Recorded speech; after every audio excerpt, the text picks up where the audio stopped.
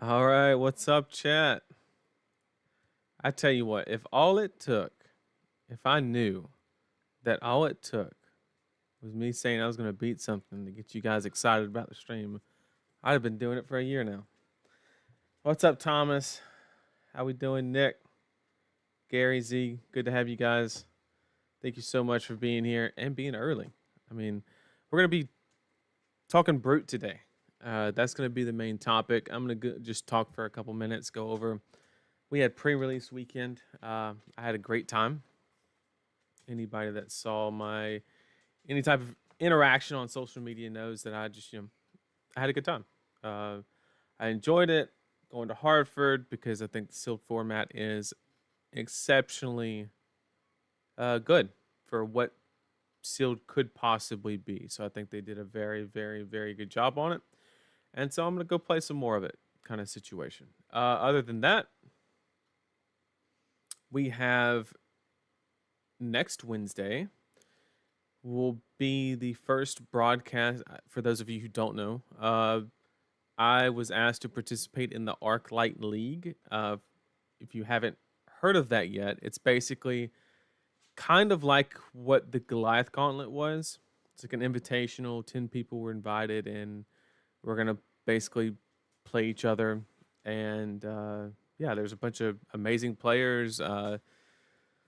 Michael Jasker, Mara, Rhea, Chris Lyali, uh, Alexander Vore. I don't even remember all the names. Matt Coles, just a bunch of people. A bunch of people. Lucas Oswald is in there.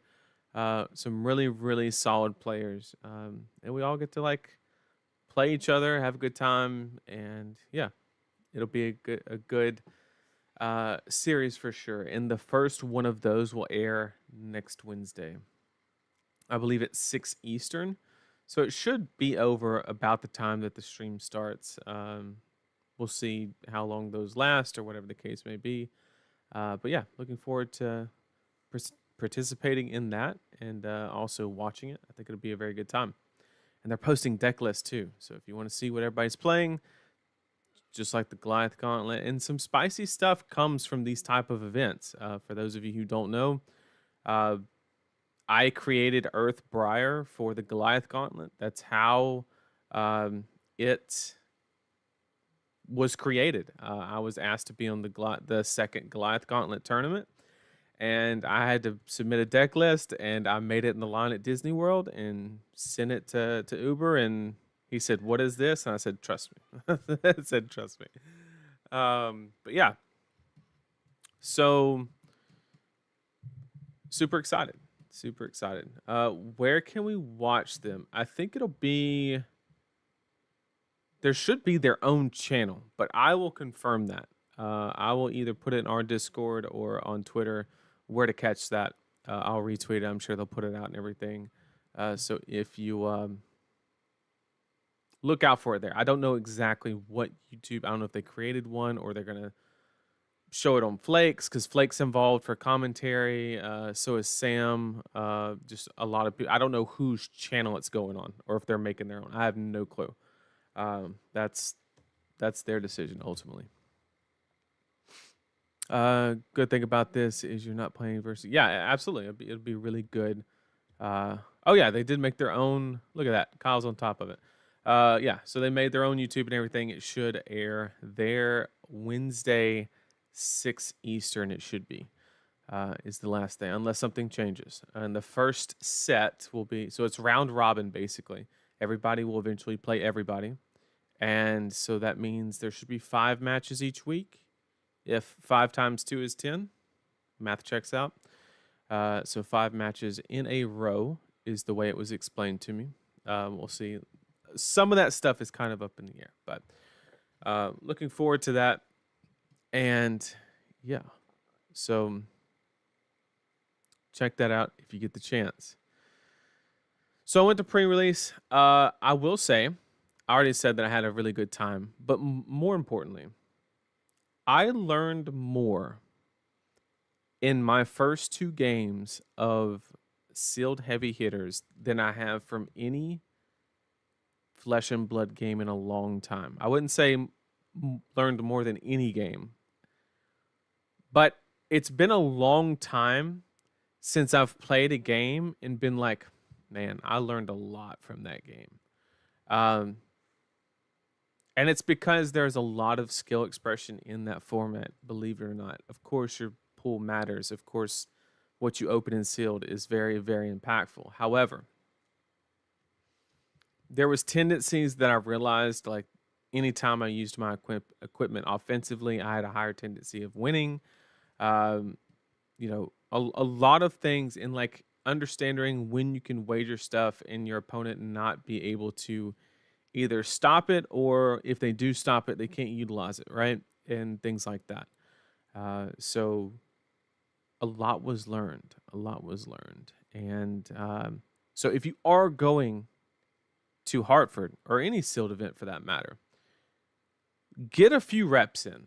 I mean, just to give you an example, I went 0-2 my first pre-release. I had to leave early because I had to get back in time to get ready for the blue pitch match that we streamed last Friday. So I only played 2 rounds, but I lost both of them. And then I reflected on it, went to the next 2 pre-releases, and had a record of like 10-1 over the course of those 2 days. Because I was playing so poorly. I was doing stuff like, I just saw the equipment on the board and I was like, yeah, I'll just block for 1. And not like fully conceptualizing, oh, the agility token is typically worth way more than 1. So it's like, only block with that stuff if you absolutely have to, kind of situation. It's a lot of the stuff that I learned. And knowing when to or realizing when you smell the blood in the water, basically. Article from Reed Duke that Seb sent me one time. That's a good read if you can find it. Lessons from like playing TCG is really good read. So yeah, we are going to be talking about Brute today. We're gonna be playing a lot of Brute today. I'm gonna do a lot less talking today, and we're gonna almost hop straight into games. I'm just gonna kind of give my idea on where I think Brutes are headed, and just broadly speaking, and then we're gonna hop straight into some KO games. We might, in the middle of the stream, depending on whether we're enjoying the gameplay or not, we might pivot out of the gameplay and like start looking at Leviah, Rhinar, deck building, stuff like that. We'll see how it goes, what people think, and we can go from there. I will find it and link it in the Discord if anybody wants to have a good read. Yep, it's definitely a good read. So yeah, Brutes. Obviously, Brutes are the talk of the town, with the exception of Warrior as well. I think those are 2 of the most, I don't know, I feel like they've just been revamped. Not to say that Brutes were bad before, but they've just been given a lot of support, right? And we've seen situations where, look at Rangers and before Outsiders came out, right? Is the same thing going to happen to Brute? And I think that's a very important conversation to have, right? Because we see the correlations, right? Did Brute get like a Codex level card? Maybe, maybe not. That's a debate that you could have. But the point is, anytime a class gets a heavy injection of just like raw playable cards. Now, I don't like to give that example for Guardian, because it would be a fair statement to say, well, Guardian got cards too, so they got revamped. Well, they kind of didn't, right? Like, there's not a lot of cards in that set that like transition well to Bravo. I'm not saying he didn't get any upgrades. I'm just saying like he's probably going to upgrade his arm piece, throw in the blue 6, Thonk or whatever it is, and maybe a card or 2 more, but nothing like revolutionary, right? I don't expect, unless there's like some Vigor token Bravo build that comes out, I don't think it'll be consistent and as good as what is currently being played. But yeah, like Guardian just didn't get the power, right?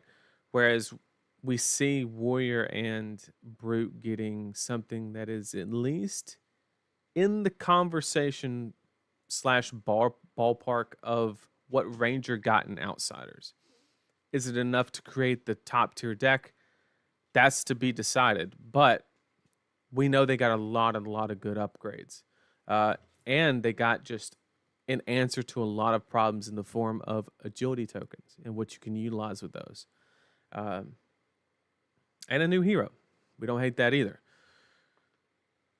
I'm excited to try out Lead with Power in Bravo. And yeah, Brute Warrior got, yeah, I mentioned, Brian, how Lead with Power is actually, like, if I'm not mistaken, it's literally the cheapest buff that you, because like to get a buff on a Guardian attack like Crippling Crush or something like that, you would have to like play like Slogism or something crazy like that. Whereas I'm not saying that Lead with Power and Lead with I forget the Vigor one, but like I'm not saying that they're like the best thing on the planet, but I'm just saying that if that's something you wanted to explore, you now have that option. Trounce is a really good card, that is for sure. But I don't think Bravo can run Trounce. Like it, I think that's a Victor card. Me personally. Keyword go again is what makes it work. Yep. Okay. So we are going to kind of just hop into some KO gameplay. It's been a while since we've done, just real quick, it's been a while since we've done some gameplay. I would love, the last time I got like feedback on like what people preferred was at Worlds. Anybody that walked up, I kind of like asked them, you know, what do you like most about the content, stuff like that. I had a lot of people say gameplay. So if you really enjoy the gameplay streams, just speak up. Just say, hey, you should do more. Throw it in chat. Throw it in the comments section on the YouTube video, whatever the case may be. If you enjoy that stuff more, voice it, right? Because I have no way other than like broad analytical data to determine whether people enjoy the gameplay more or it. And I don't know how much of that is the gameplay or the hero associated with the gameplay, right? It's really hard to kind of break down and get a solid statistical answer on what you all prefer. And the whole reason I do this is for all of you. So I want to do what y'all like the most, right? So if you prefer the gameplay in some form of communication, let me know. And if you like the other stuff, or do you think I have the balance down pat right now, just let me know. But we're gonna hop into some we're gonna hop into some KO gameplay. This is what we're gonna be playing today. Link will be in the stream afterward. So what we're gonna do is I'm gonna try to focus. I'm gonna show you what I do when I'm trying to test something. Okay, so we have a mirror match.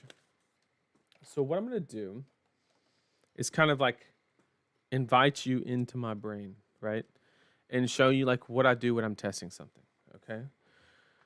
Okay, it's just a standard mirror match, nothing crazy. We're just gonna run the regular 60, call it a day. Now, the question is, there's a couple of questions that I want to answer with this deck list specifically. Does Cast Bones put me in too many spots to roll Scabbies? And also, is Beaten Trackers better than Scabbies? Are there situations inside of the game where it would be more beneficial to have Beaten Tracker? And that's what we're going to try and answer. Okay. I'm just writing this down. Trackers. Okay.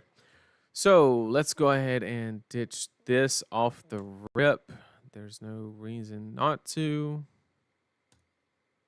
Just get an agility and a might on turn 1 and a tunic counter. Me personally, what I prefer is there is hardened cross straps in the list. In a matchup like this, if I go first,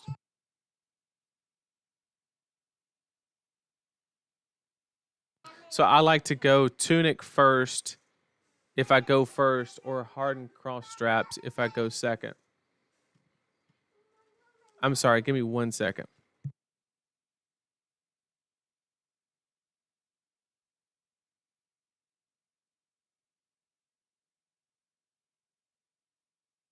Okay, sorry.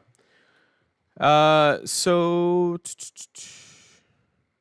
yeah, I think that we just passed turn here. I know this person's probably pissed and taking forever, and I don't blame them. So here in this situation, I'm not active. Okay, this is actually interesting. Okay, so we have the double here. In this situation here, since we don't have like anything super exciting in the hand, I actually like throwing 6 here. A lot of the lists are on Bare Fangs and Pulping. There's a very good chance we just get 3 damage in.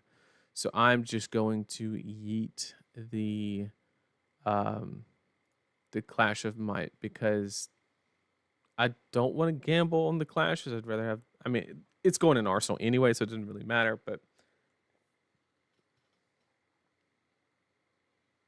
you like the gameplay streams. Come to fight, technically cheapest. That is true, and it blocks 3. That's a fair point. But come to fight doesn't apply to the weapon. That's the difference. That's the difference. But you are 100% correct.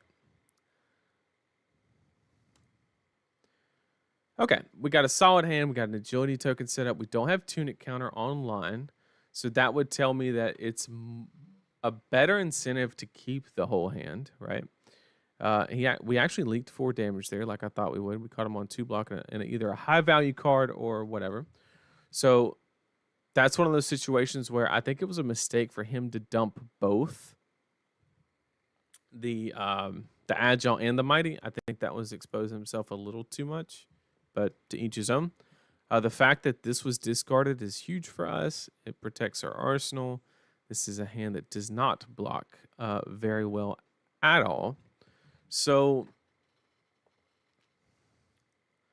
I don't think there's any world where.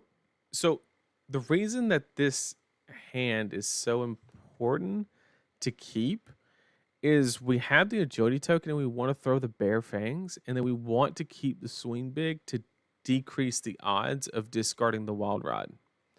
Is kind of my thought process. And then if we whiff hard on that or whatever we draw or whatever the case may be, we don't have the pitch, then we can just yeet the skull crack and it's not all for naught. So that's but if we discard the swing big and rip a blue, then we're gaming because then we can wild ride into claw. So we're just going to take this and then wait for disruption on the second attack.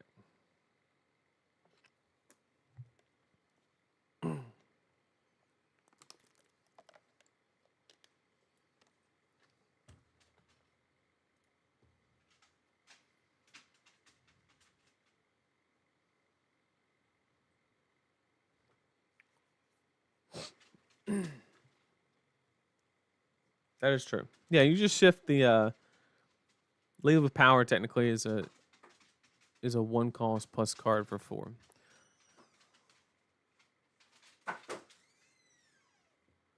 This doesn't change anything. We just take the 4 here.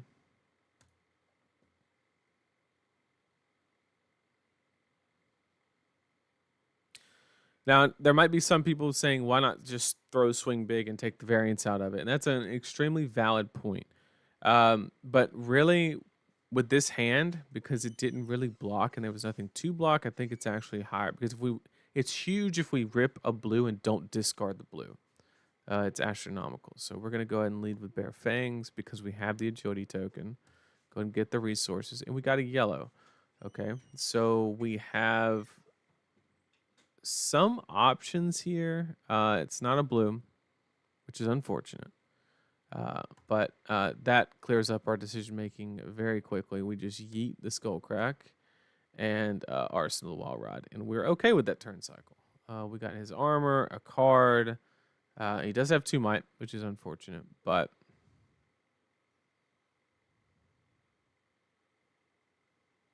okay.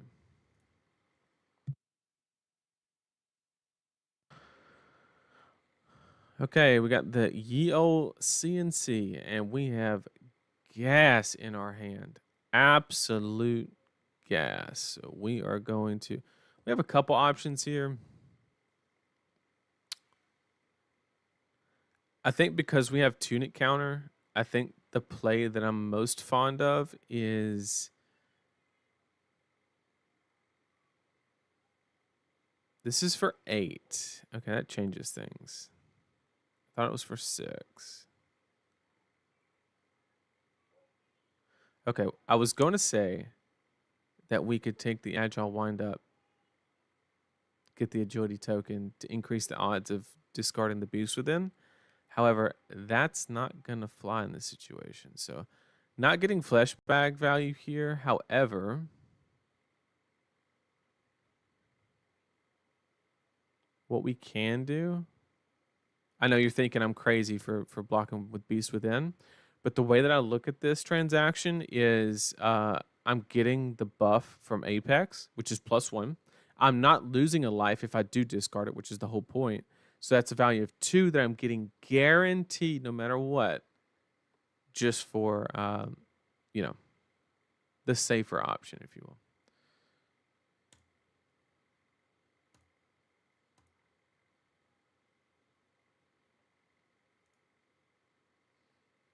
Didn't get flashback value, but it'd be like that sometimes. So we're gonna yeet this one. Okay.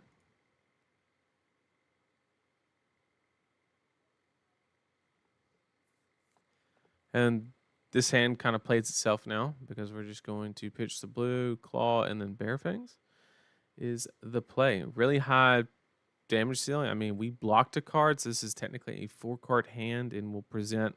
I don't count the 2 mites in the back because that was produced last turn. So we got 6. 3 is 9 plus 8 is 17 on 4 cards. Plus the mite that we create is 18 value for 4 cards, chat.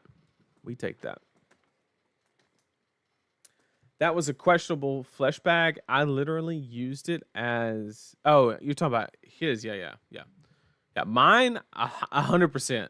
It was not for flesh bag. It was just 2 block is what it was, because I had a really really good hand.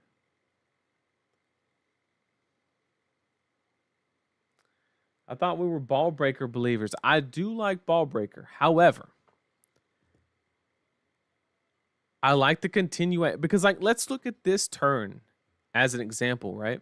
If I had ball breaker in this turn specifically, which is kind of how my deck's built, go again attack into something, I would just I would have to either roll scabbies to actually because I have the ability to take the agency out of having to roll scabbies because I get to claw and then go into my last attack, right?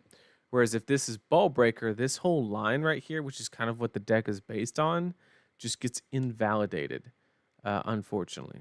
So we're gonna yeet the bear fangs and we're gonna hit 8 because we're good at deck building. Look at that, and we get a card, chat. We get a card. It's a shitty card, but we got one. Let's go. Oh man, to Arsenal or not? In these situations, I like to look at how many blues I've been through.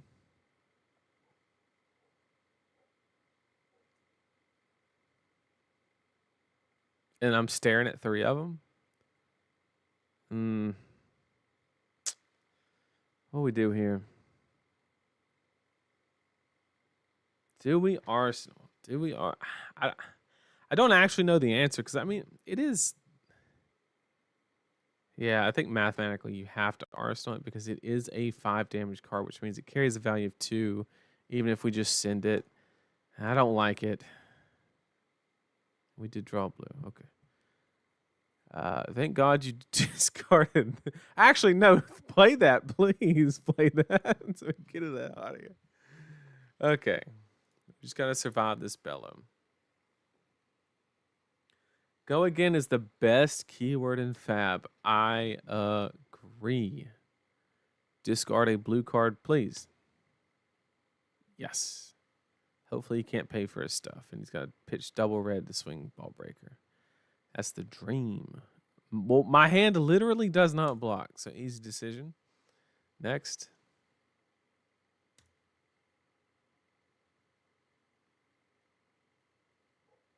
Sure.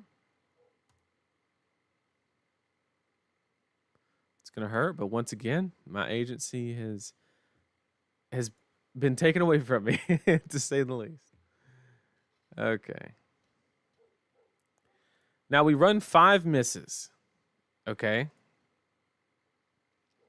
So 5 out of 45 is what? 1 in 9. So we have an 8% chance. But then that 8%, 8.5, gets then chopped up because I have to play. I have to get rid of 2 cards. So then it has to be a 1 of 3. So it's a 3.17% chance to draw the miss and discard the miss.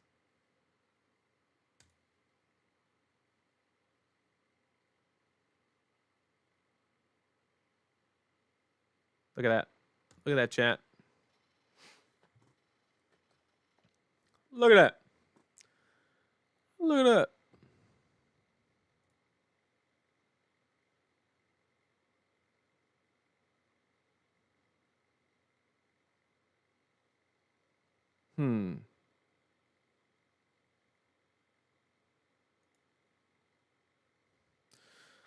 So we didn't miss.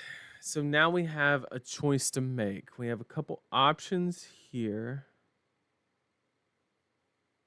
We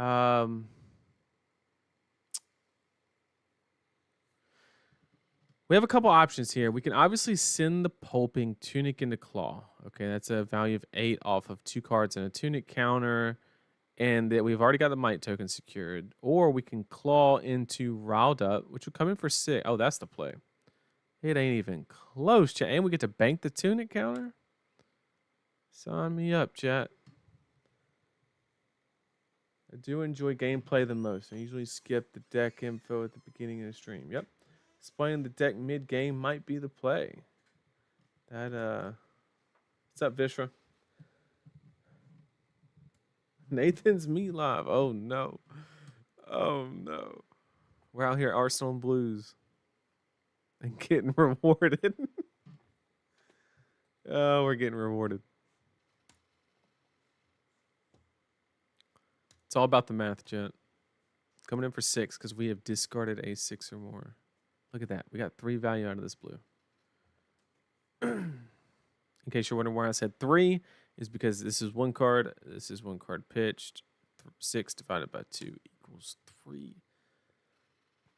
3 value. Okay, we got him on a 3-card hand. Less armor. More might. Hold up. Hold up, chat.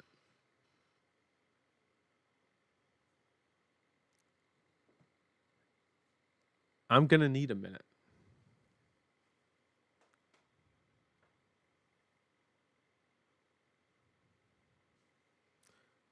Chat. Did this KO just throw a zealous belting at me? I'm not seeing things, right?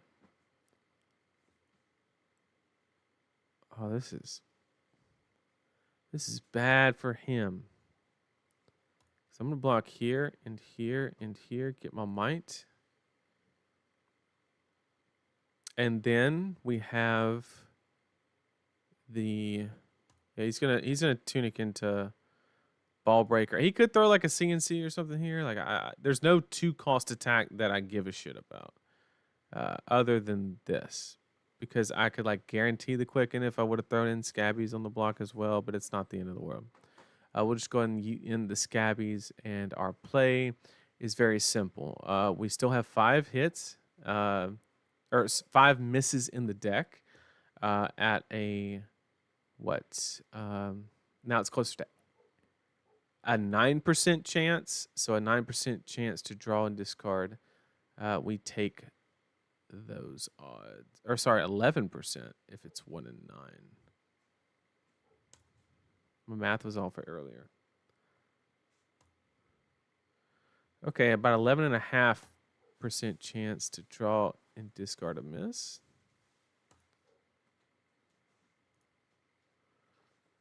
Good odds. This is deck building. We want that consistency. That's all we're here for. Now, this is a situation where, of course, I would love to have a ball breaker. Of course. But I don't think it changes anything because he doesn't have cards that block. Chat. Look at that value. Chat. You guys know it's my favorite word in Flesh and Blood. And if 19.25 value per turn is not where you want to be, why are you playing the game? It's that simple. Value. We're going to hop in the next game.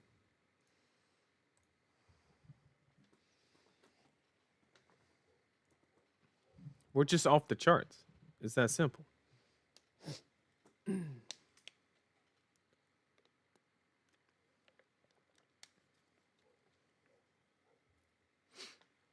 The name of the KO deck is Played with Fireworks. Okay, we're doing this again. I do like to go first because of the discard getting the... we're going to ship it the same way. But me personally, first, I like to go Tunic. Second, I'll put in Cross Straps. I think it's worth it.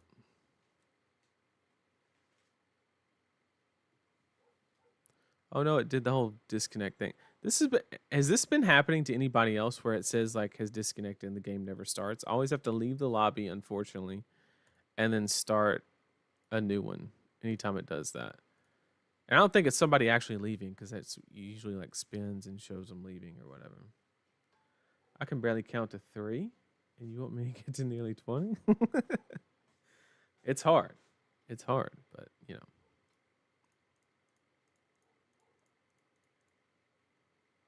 All right, let's try this again, boss. Don't go nowhere. Don't go nowhere. Apparently, we're just doing KO mirrors all day. Because why not? Okay. This is a hand of cards.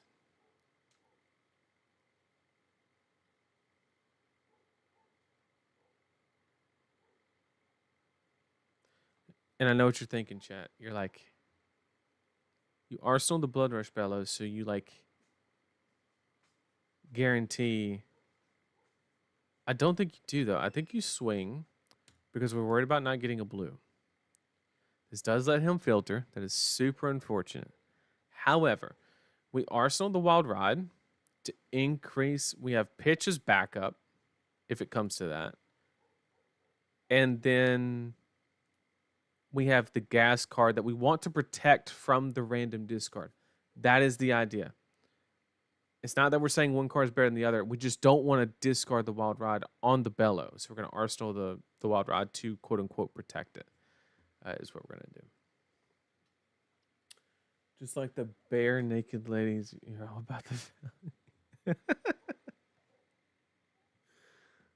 So here, this is easy. We're just going to try to play Bellow into Wild Ride, see what's discarded, easily claw, hopefully into a Sin Packing. That'd be kind of cool. That would be something.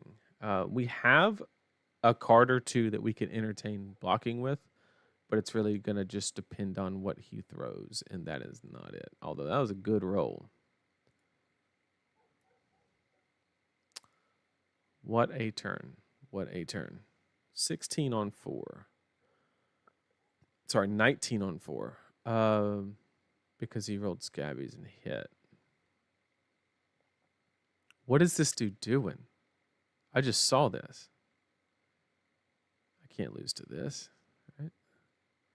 This value gets diminished. See, with so many blues, this is one of those situations where I might just have too many cards. However, if we draw like pulpings and stuff like that, like we want to have other target. It's kind of like when you go all in on a turn, you don't know what's going to happen, and you don't want to come up a resource short somewhere just to block 3 value kind of thing. Sometimes it's worth it if there's like disruption or whatever, but here we gotta see what happens. Okay, good start. So we're gonna go here. Hope we get the Beast Within trigger to start things off. We did not. Okay, it actually took what was probably the worst card for us, but we can salvage this. So then we go just claw into Skullcrack. Unfortunate discard. Very unfortunate discard. But if we would have blocked with one of our blues on the last turn, then we would not have been able to get the second attack, which would have been the value of that card plus the extra 2 from Bellow, is the reason we held all of that as much as we did.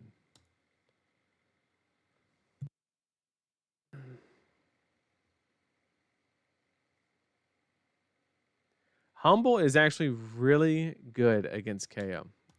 It's actually really good. Okay, he's bellowing on a 2-card hand. Or 3-card hand, sorry. What you got? Claw? Into what?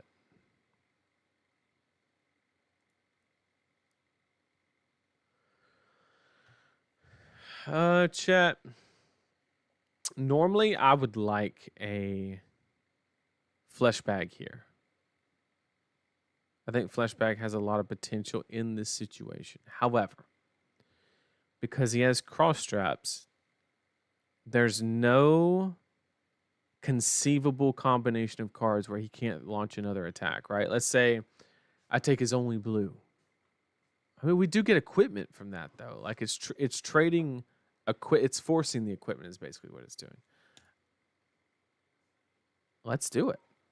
Let's do it, chat.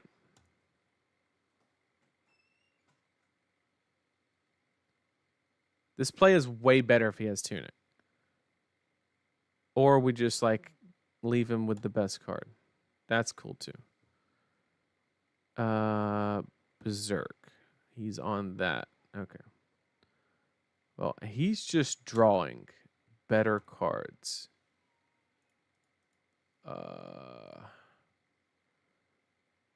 We got more armor, but like we're really low.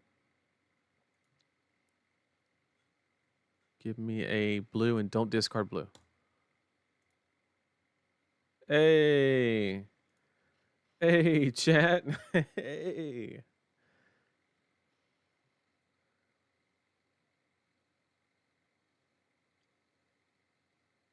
Humble would be better if KO didn't have a fridge. Yeah, that's the problem. KO is very susceptible to disruption. The problem is you have to throw it twice before it means anything. Is kind of the dilemma. Okay, so he's just throwing the block in. So that's it. He's done on blocking. We're still sitting on 7. So we're actually in a much better situation than I thought we were. Then we're going to use 3 and then a little more on the tail end just to get him motivated. Okay. Guess I'm blocking. Not with these cards. Oh, and we have Tunic counter. Okay. Roll 1, you lose again. Okay, we still probably win the game. Because we're going to block.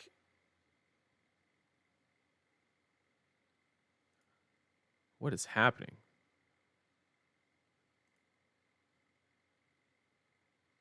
Okay, so he has go again here. We don't have to worry about CNC. It's not a problem. Let's go ahead and get our Apex Might token.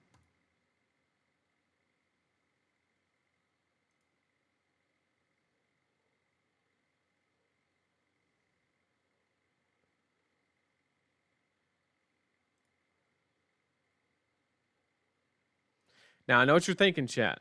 You're like, This is easy. You discard, get the third might token with Mighty Windup, and then you shoot the pulping and kill him with the dominate.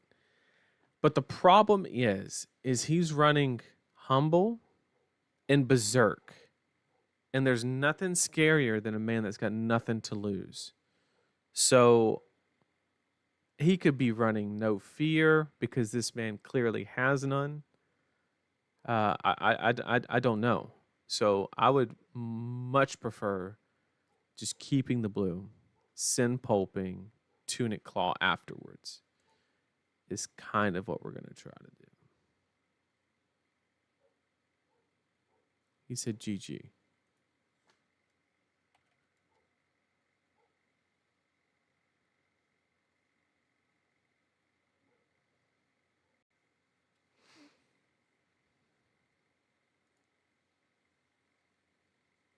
Okay, he has none floating, so this is all open information. We just get our blocks in and our armor as good as we can.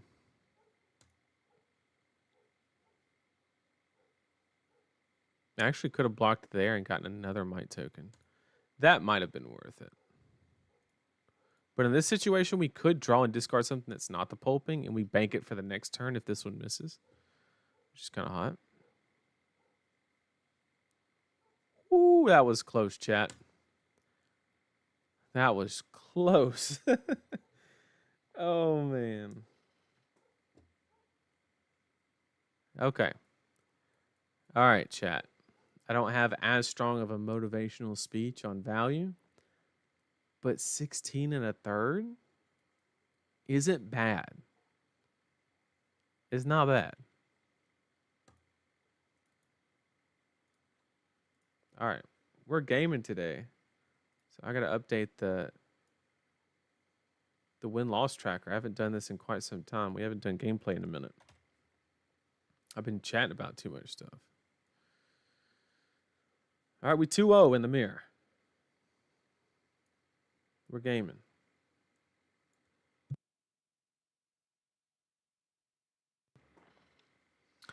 Another K. I'm sorry, I can't do another one.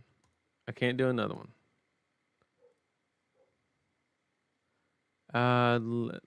Let's do a Victor.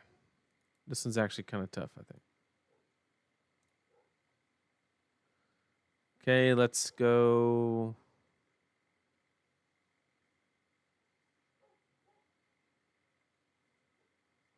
Let's go first because I want to set up.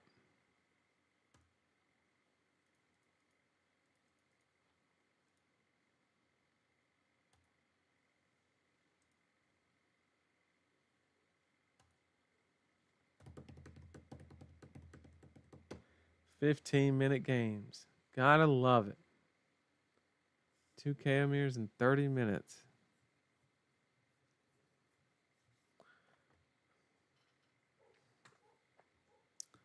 This is flesh and blood how James White intended. That's for sure. This hand is like really good. I tell you, the one thing that I wish Brute had was an energy sink, like Grasp of the Arknight or something. You could just like fix your hand and like just load up nothing but gas. It'd be insane. I think this is good enough where we just. The problem is like, you obviously want to arsenal the Wild Ride, but like, man, nah, he could have a bunch of block cards in his hand, so we can't let him filter. The problem is if he throws something disruptive the next turn, we have to give armor because this is a 2-block, this is a no block.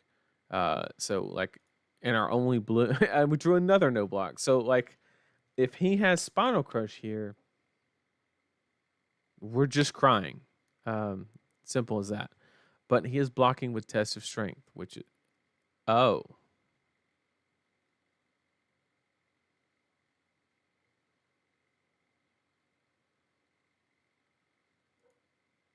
I don't know what just happened, but I'm going to play my hand.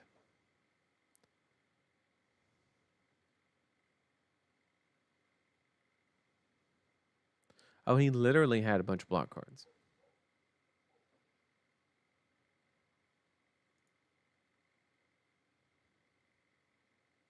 And we got the gold. Let's go.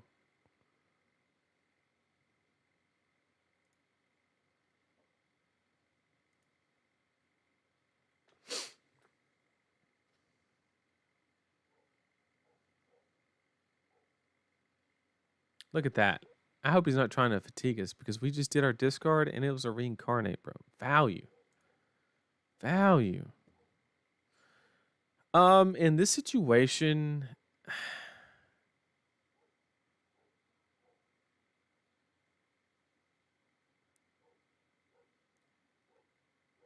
we have to send one, right? Because then we're just wasting value. The question, I'll save the bear fangs for later. I'm going to eat the contraband, although it has no text. I'm okay with that. The reason is if we draw a disc, we have to keep in mind fatigue is a real possibility, right?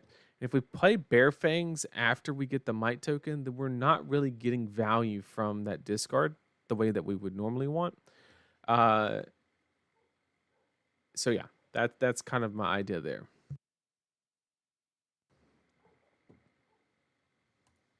And we got the whole hand anyway. So what we are going to do is we're going to put the pulping, then the blue, then the bear fangs kind of. So whoa.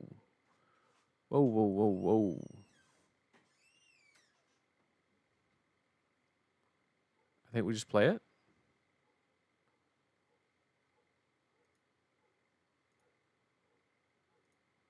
Why not?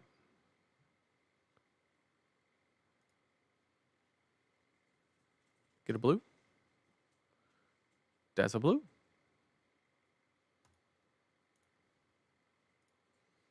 It's not like the sexiest Blood Rush Bellow, but like it is a Blood Rush Bellow. Yo, Nate Reinar from Calling Dallas, you played in round 4. Glad to see you playing Brute this time around.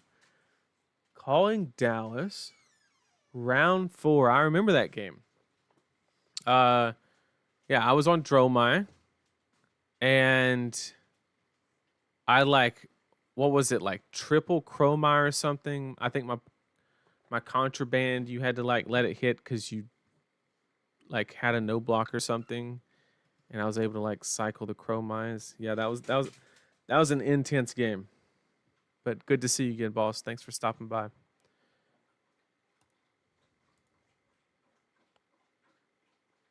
That was a weird tournament, bro. Because like right after I played you, I played like my worst matchups. I mean, because Reinar is tough for Dromai, right? And then I played a Phi, and then I played a Katsu. I mean, it was a nightmare.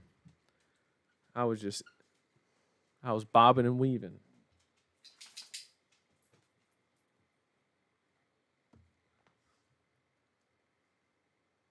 Okay. Preventing the plus, I don't care. Swing big for 10, man. There's something about it.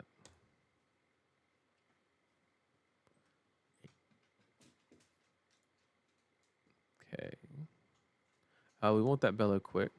So we're going to put it there. Oh, another one. But this, all right.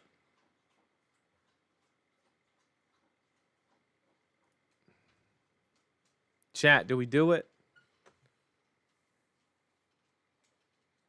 We haven't drawn any blue. We've drawn 2 in 3 hands. We've drawn 2 blues. Because we kept the first one we got.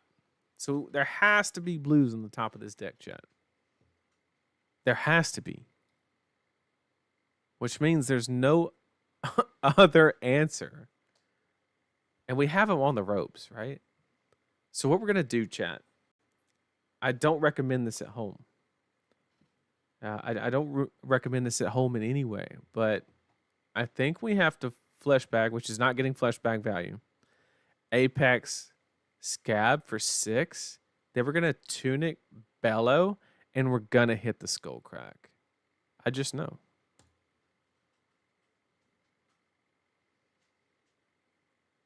These past 3 games, I've looked like an idiot with Flesh Bag because I've not used it for its intended purposes one time. It's just been too long. All right, chat. I called it, and we're just going to be gamers. We're going to take this Tunic counter. We're going to hit this Bellow, and we're going to discard the Skull Crack all day. Click, boom, bop. We missed. We got rid of our best card. Rip. Okay. Let's try to discard the Skull Crack again.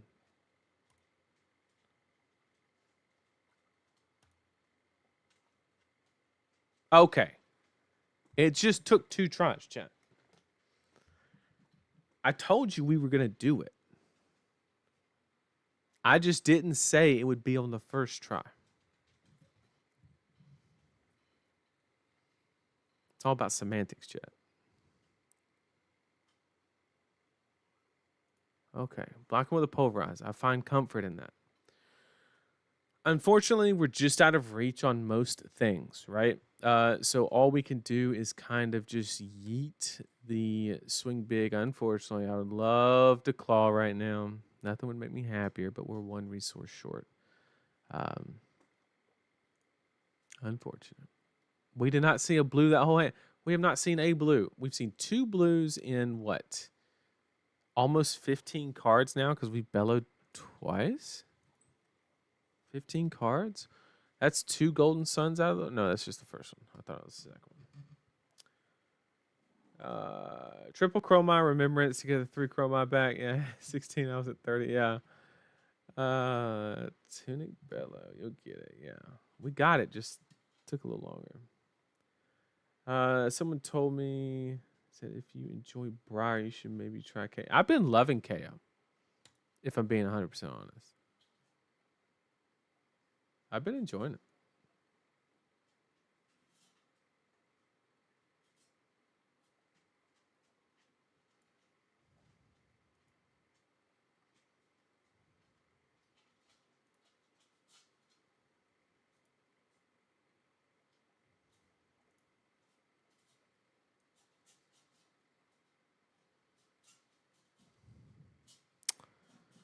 Oh, we finally found a blue chat. I forgot what they look like.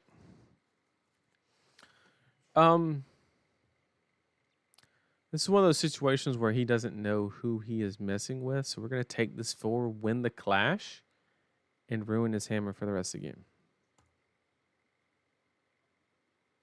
Because he has no gold except for his shield. Okay. At least we didn't get milled. Boom. Let's get it.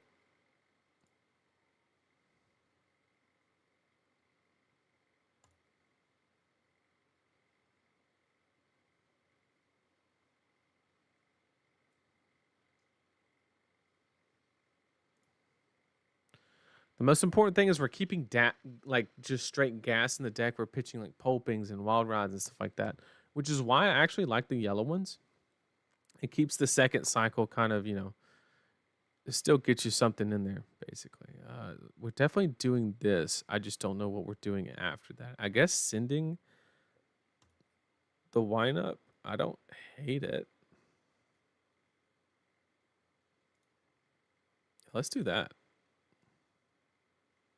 Just yeet the wind up. I'd love to get the wild ride in Arsenal, but like this is too good.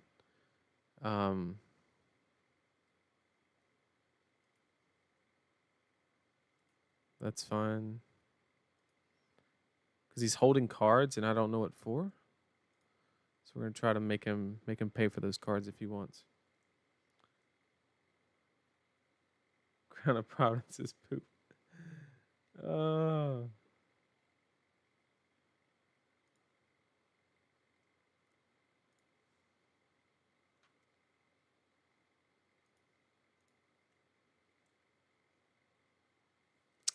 Okay, tunic counter is not up, so I'm not too terribly excited about I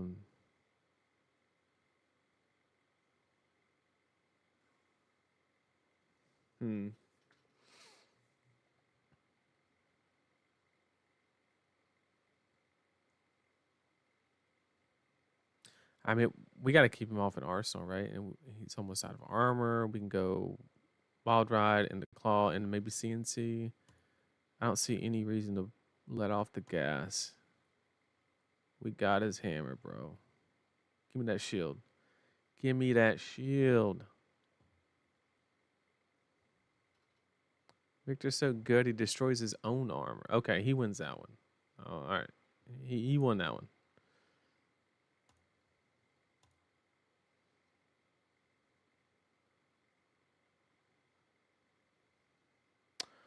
Discard the pack call. I'm perfectly okay with that. We have a perfect curve to go claw into. That is a tie all day.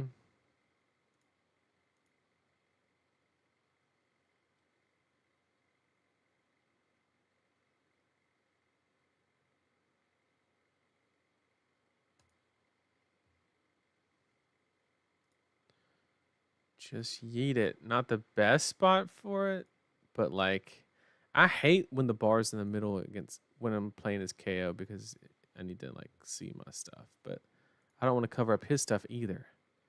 I wish there was a spot like right here to here, like right in between, like right there, or I could just put it over his combat chain because he's not attacking me. Oh. Oh. Okay, chat. This is what I'm talking about. How many times does seeing cast bones make me do something stupid? I think we're going to try to decrease the variance a little bit by going ahead and blocking 3 here and try to win the clash. And then we're going to roll scabbies. Roll scabbies, and then we will play cast bones if we hit it. And then wild ride tunic claw. So that way we don't get hit with disruption on the back end. Okay, so hammer's toast. We're going to roll scabbies here. Too good at this game. Throw down cast bones. Hit 6. Get the agility. Then we're going to go wild ride. Hit because we're gamers. Even though we don't even need to. We're going to tunic into 3 and kill him next turn.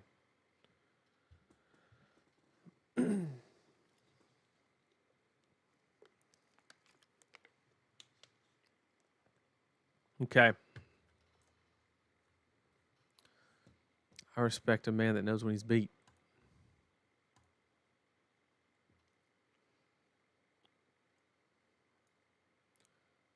All right, let's update it.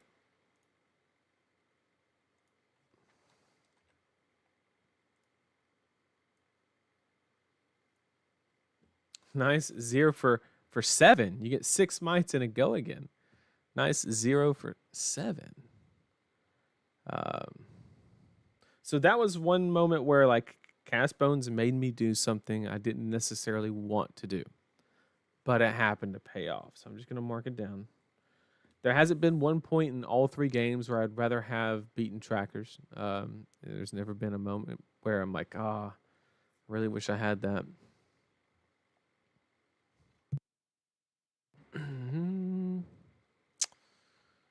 Okay. Tier 1 competitive play.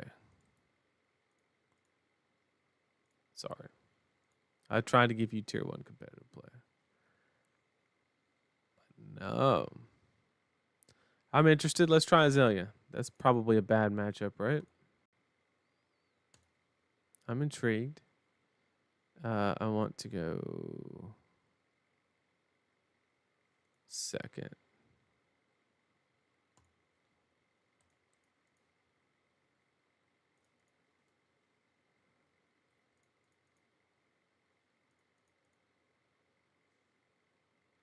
I need to take a card out. Let's take a yellow water out.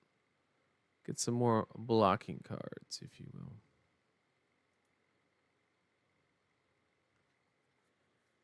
will. Beaten trackers is only better if you can't keep mental after a whiff. I mean, it's fair. Icelander would have been so fun in this meta. It would have been something. What did he do on his turn? You play a pre-med? Okay. We're gonna play this and just pray that we do not discard the CNC. Please don't. Okay. Okay. Tempo. Tempo.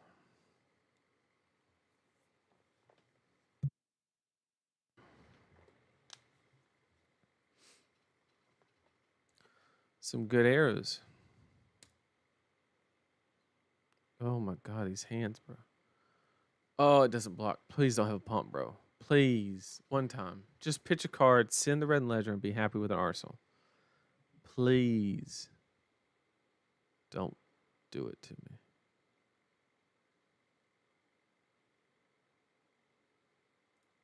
Oh, this is easy. Have it. Next. We go with Enith. Boom. Boom. Oh, chat.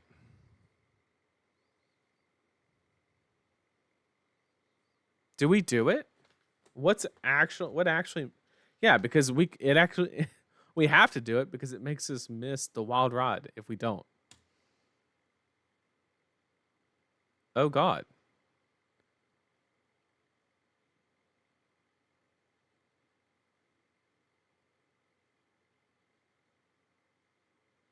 Okay, we can salvage this.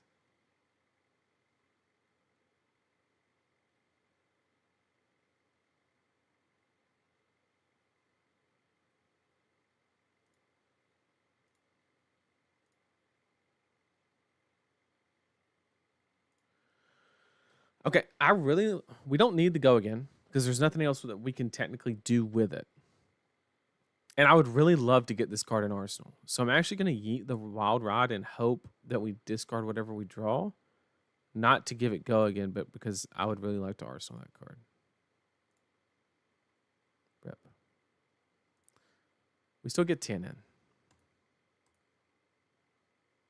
Oh, we got it. Hit me with your worst.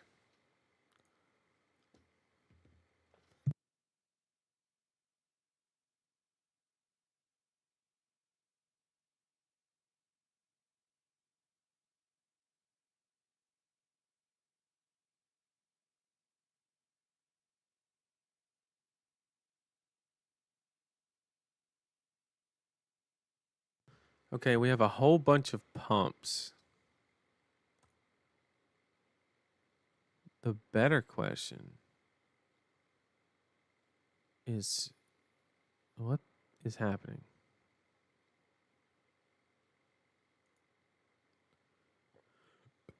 You're shooting a blue spire sniping at me.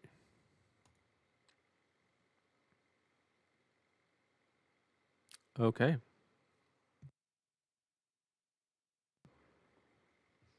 I'm assuming that this is on hit frailty and +3.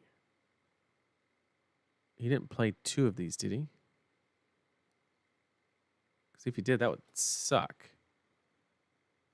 We have tunic counter.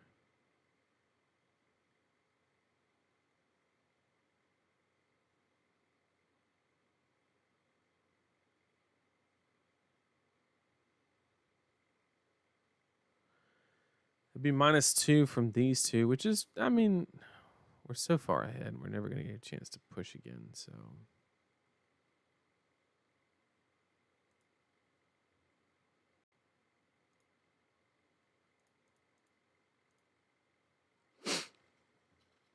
Zero for 5.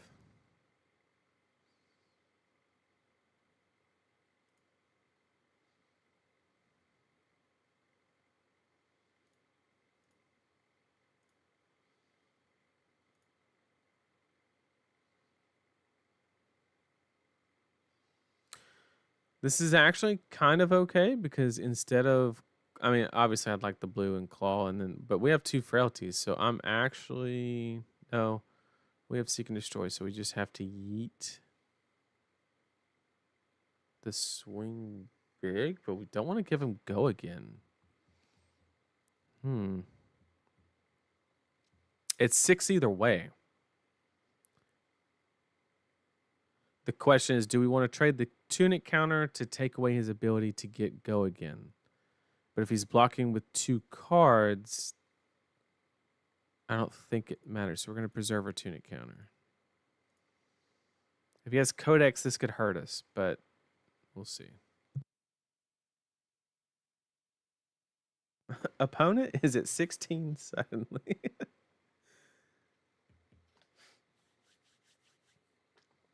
Is pulping ever sided out? Like the yellow ones, yeah. Anybody that is heavy on D reacts, I side out the yellows typically, and put in like CNC or something like that. Okay, so we made the right call to preserve our tunic counter, 100%.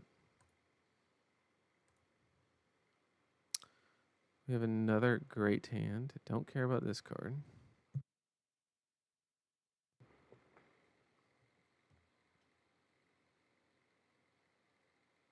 Yeah, that was a weird one. Like I was so close to sending the clash and then just letting the swing big burn, but I was like, I think 6 is just out of reach to like be able to block and actually utilize the token. It was close though. It was very close.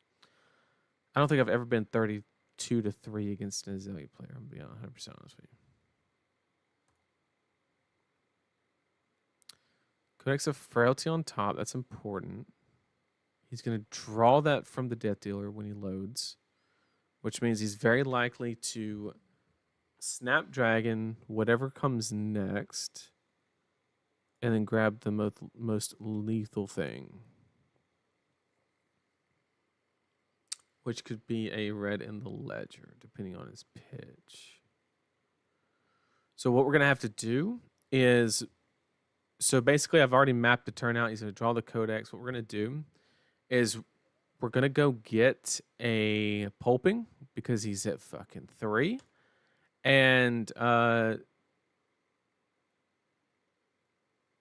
then our intention is going to be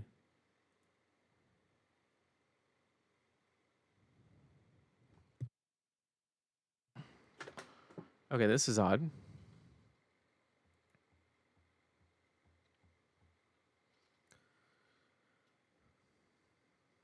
The question is there anything in the graveyard that we care about the on hit of?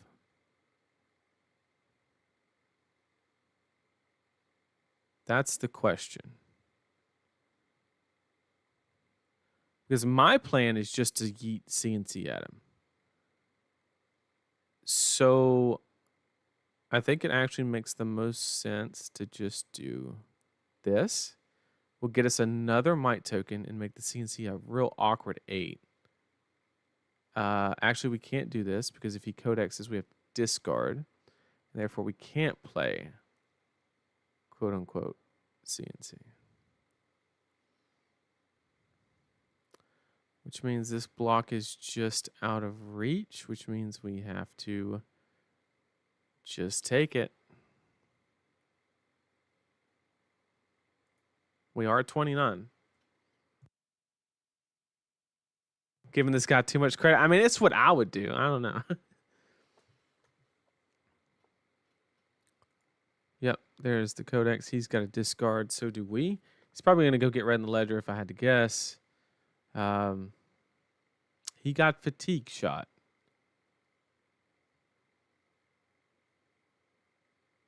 Okay.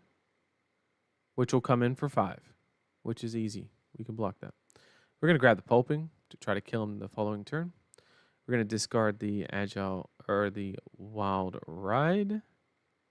And then he's going to yeet 5. We're going to block here, here, and here to make it an awkward, or to make this CNC even more awkward for him, to put pressure on that ponder. Ponder this. Boom. Yeah, you 100% get pulping there. He's almost dead. Blow up the arsenal. It's coming in for 8, buddy. I don't know if you know that. Uh-oh. He KO's built different. Sorry, bud.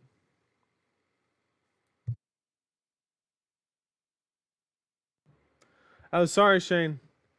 Oh, you. I thought that was sarcastic. I thought I missed a comment or something, and you were like, "Thanks for the answer." No, okay, yeah, you were talking about the pulping being sided out. Yeah, 100%, Shane. I take yellow pulping is typically the first thing that comes out anytime something goes in, and yeah.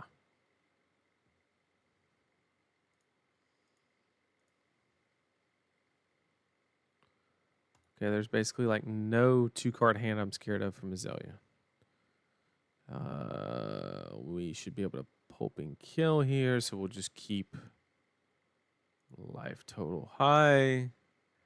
There's a rabble on top.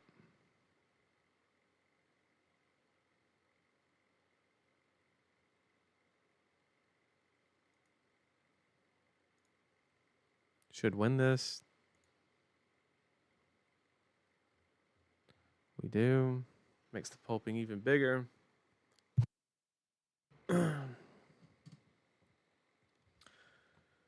What do you think about the deck choice for RT? And I'm thinking about going with Rhinar because that's going to be a lot of guarding. I think RTN, it's less about what like the meta is and more what is your local meta. I mean, I don't have a clue, right? If everybody in wants to play take 2 here.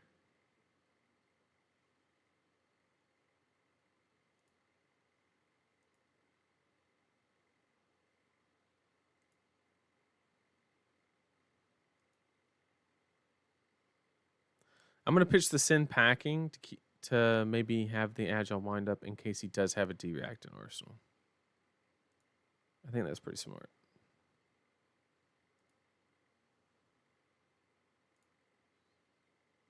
Nope, GG. Yeah, I think RTN is more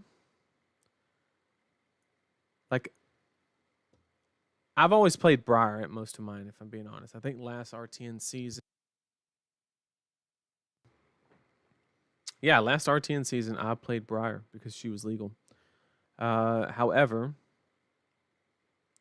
last ProQuest season I played Dromai because I knew that there was a lot of Lexi and I thought that I could, play well into that. So I think you just, play what is good into your meta / what is a good deck, right? I think it's the combination of those two things, not oh, this is the best deck in the format. Let me just play it. Unless it's like Lexi level good, then you just take Lexi and you win the event because the power level is just borderline unacceptable. Oh God. That's been set. Okay. Well.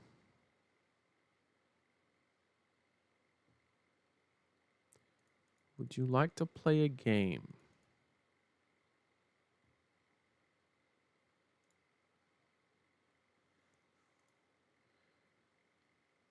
We need to take out no blocks.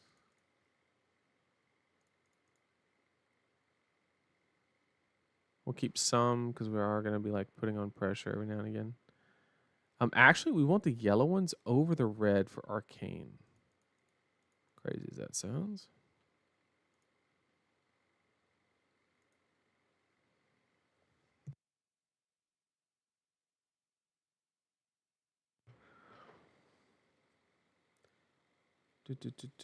I just show up with a deck and know it inside and out. Absolutely. My local meta, there are no Dromais. So that changes my... Yeah, absolutely. Then take something that is typically like, very susceptible to it and, should end up being a pretty decent tournament.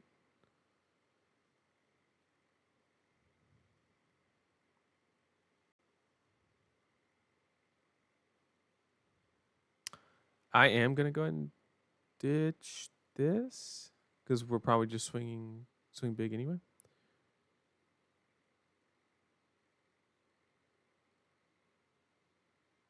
Right? Yeah.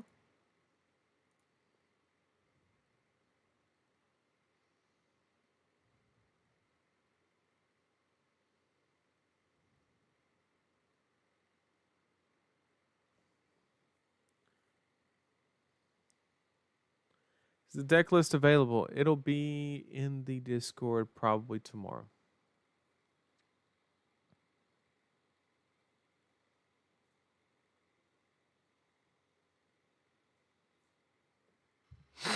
I am also interested in how this one goes because I ain't got a clue. Okay, so we're going to block the arcane pitching this because we do have starting tempo. We'll block with one of these, see what he has.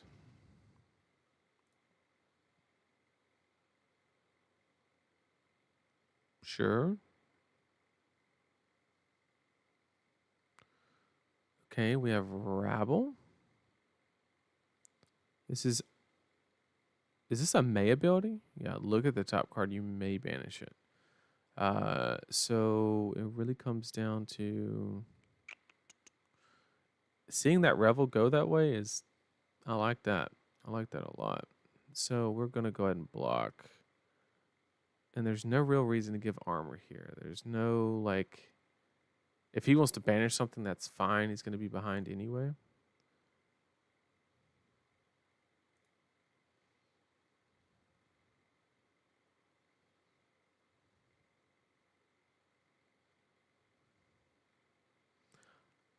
I didn't realize that had go again. That's pretty good. What a hit. What a hit. All right, let's try and clap back.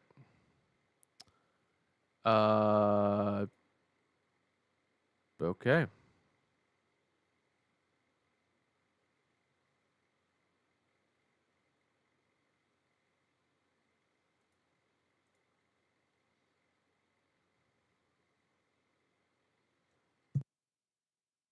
That hand kind of forced me to do one thing.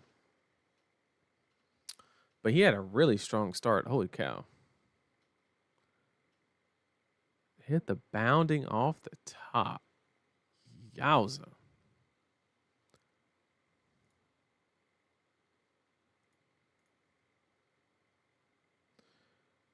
Not the most exciting, but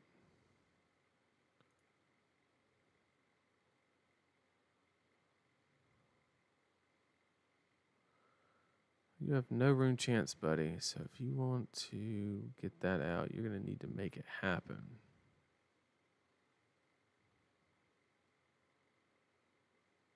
Love to see it.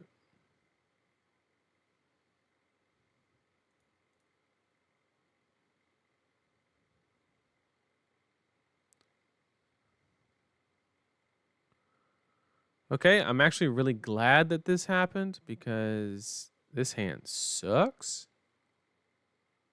So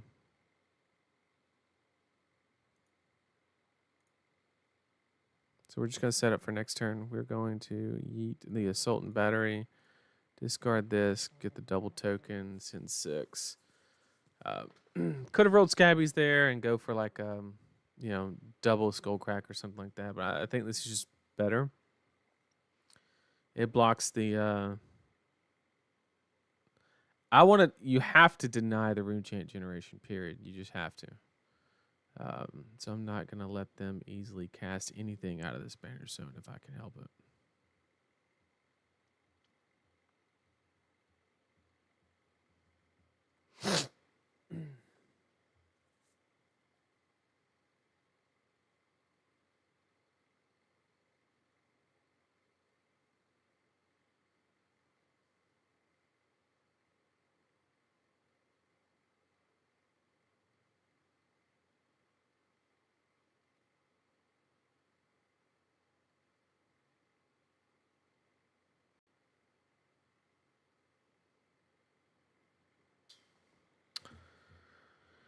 Chains.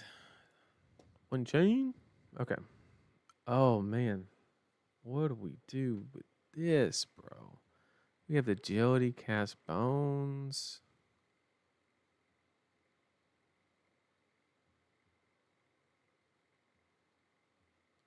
Huh. Yeah, it's unpreventable, so I can't do anything about it.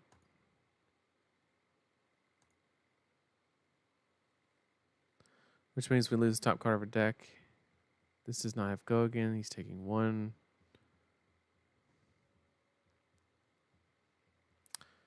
To be honest, chat, I kind of want to block with the cast bones. Wait, we have the agility.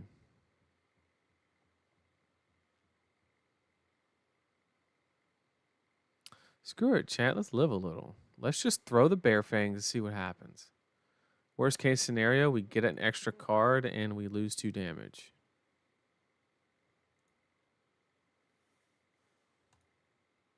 Live a little. Love to see it. Love to see it, chat.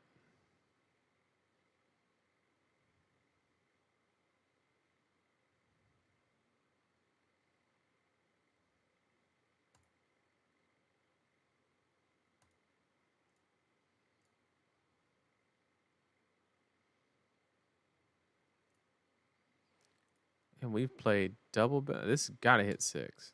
Has to. 7 might tokens, bro. 7.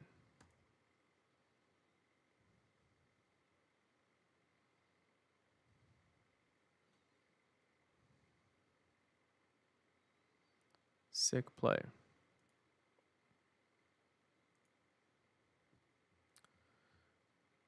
2 blood dot.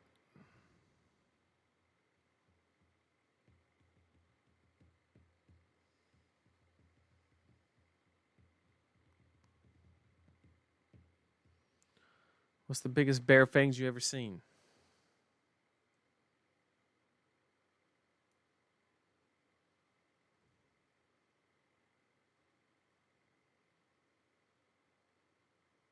Come on now, what's happening?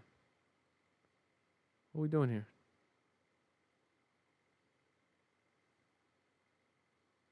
You either throw the bounding. Oh, you can't. You haven't played non-attack. So it's either pop vexing and play the wraith or play the card in your hand or arsenal. Like there's not that many options. Okay. So he's going with that one. Pop vexing, play your wraith. Easy. Sure, I will take all 3 rune chance.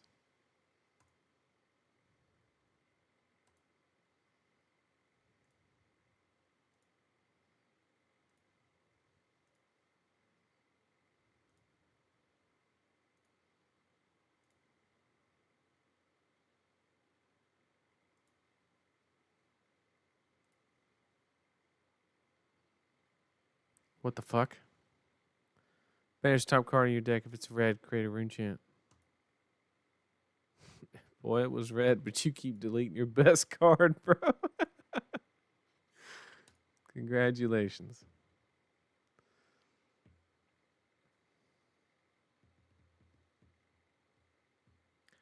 What card did he play that made 7 might it was Cast Bones. It made 6. I already had one from the discard effect previously in the turn.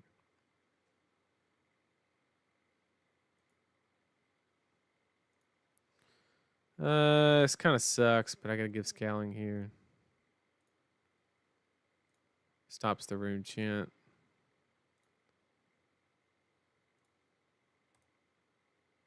Don't get rid of Wild Ride. Let's go. Bear Fangs for 15, bro.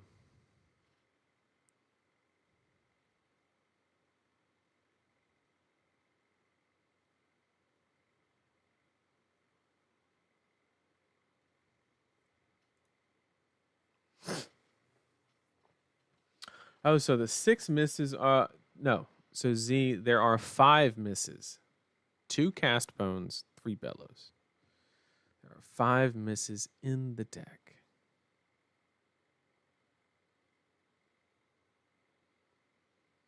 He gave us the whole hand. Would you like to trigger ground? I'm an asshole.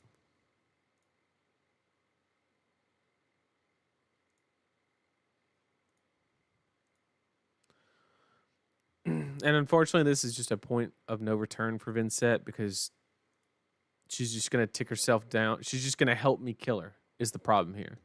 I could totally brick and like draw all reds and a 2 for 6 and send it and probably still take the game. Like this is almost as bad as it gets, right? And I'm still like in a good position. I'm gonna block it because like I'm literally just gonna yeet this Wrecker Romp to get the Might token. Actually, I should have blocked with Clash of Agility. That's my bad. I misplayed that, chat. I should have gotten the agility token. And both of these always hit to knowing cast bones hit. Yeah, absolutely. That's the idea.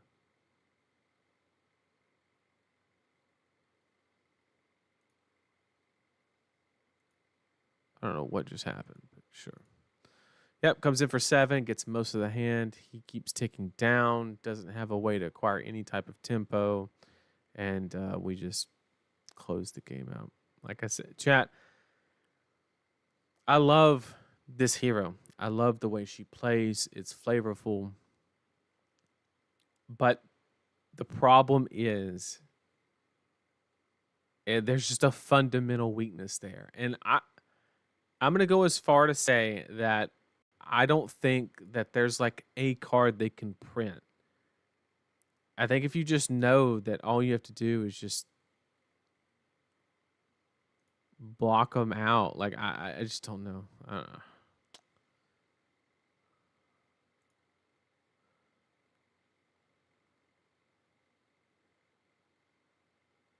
Okay. So here we have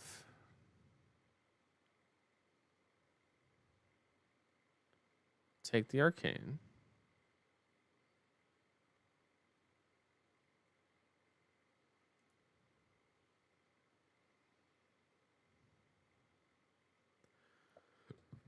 And we'll go here and we'll go ahead and cast the No Fear. Get rid of the Beast Within. Because we know we're not blocking with it. Stop the 3 damage. Up, gave them a might. That sucks. Oh well. And then we'll just block here.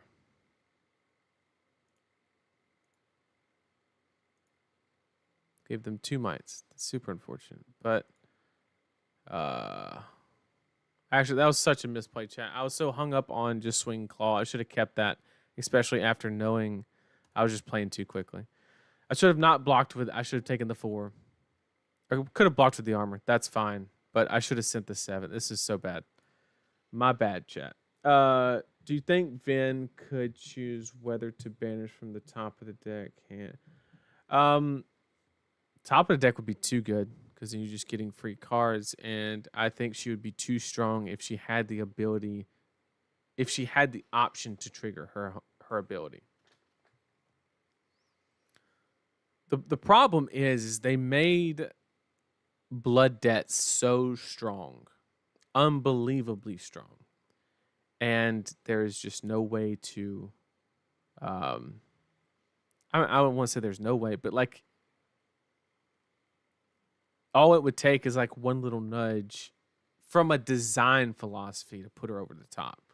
Like I said, I don't think she's 1, 2, 3 cards away from anything. I think it's a design issue.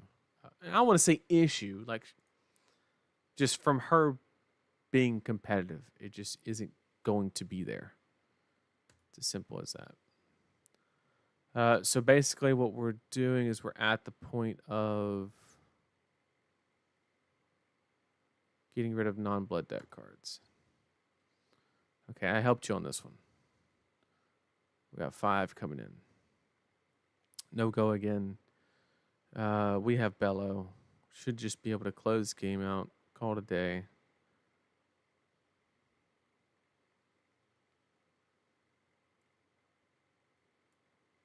I think I found an interesting way. Hear me out. We're going to try something interesting, chat. What if that's a blood debt card and we can, at the end of the turn, send packing and then block it? And then therefore it goes to their hand. They have to banish it and they die. That'd be kind of sick. Oh, I didn't realize they had blood. What? What happened? I didn't know they had blood debt there. How did that get in there? Oh, that's right. It revealed the top card and banishes it. Yeah. So she killed herself. Okay, that's cool. I was not even paying attention. I thought I know so little about this card specifically. I thought it just reveals it. I didn't know it actually banished it. Yep. Yeah. Yeah. Pinset OP. Pinset OP. No, I love Runeblade. I love that hero. It just is not. It's just not there, and I think it's on a design level. It's not a card. It's not a set. Um, could they find a way to push her? I mean, I think they're gonna have to. That's the thing. Um, I'm actually very interested.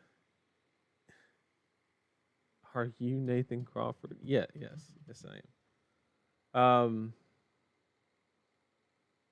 But like, if a hero stays too bad for too long, then you theoretically just have them sitting in the meta for forever. I'm not doing this again.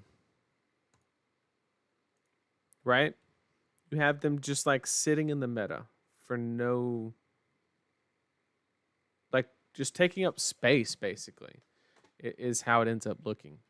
And take Azelia for example. What if they never printed outsiders and then Azelia just stayed at the bottom, never got an LL point, or only got 2 or something like that, and she was there for 7 years? I think that's like a bad look, right?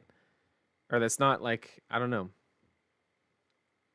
They're gonna have to do something to her because right now it's just not there. But if anybody can do it, it's LSS. The Reinhards that I've been seeing lately are really defensive. So I'm actually going to go first set up and say that they can't clap me at the very beginning. Have the pulpings in. We do want the option to block a little bit because it's in packing. So we're going to take the rides out. Actually, we're going to take out yellow pulping because the D-React packages that some of them run. Go from there. I mean, that's Kano, right? Well, I mean, Kano has done well. I don't know how many points Kano has. Where's cross traps being played? The answer to that question would be any aggressive matchup where I go second. Is the idea of cross trap. Well, I really need that. If I don't draw a blue, I lose the game. I'm just trying to eliminate that variance out of the game.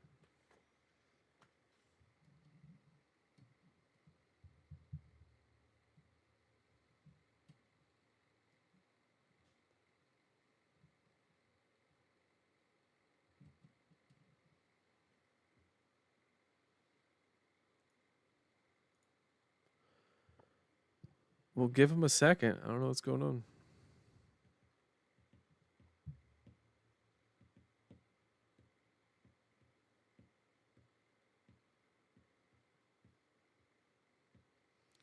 Give you 5 seconds, and I'm out. 3, 2, 1. Peace. Pre-constructed.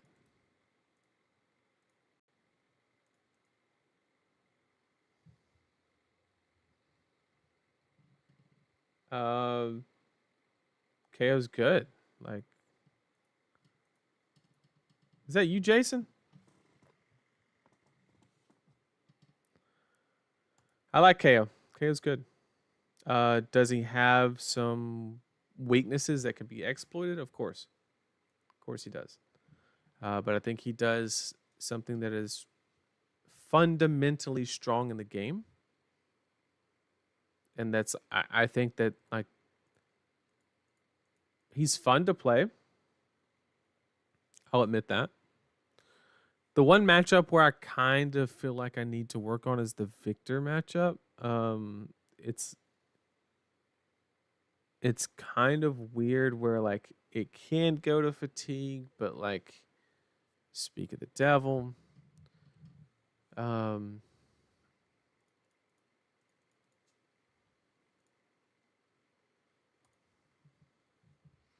This is a longer game, so obviously we're gonna run Tunic over cross traps.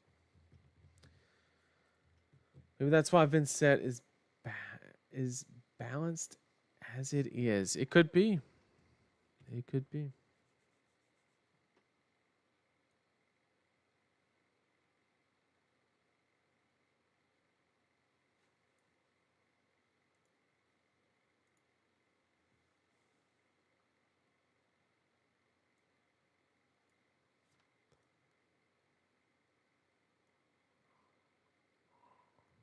Okay.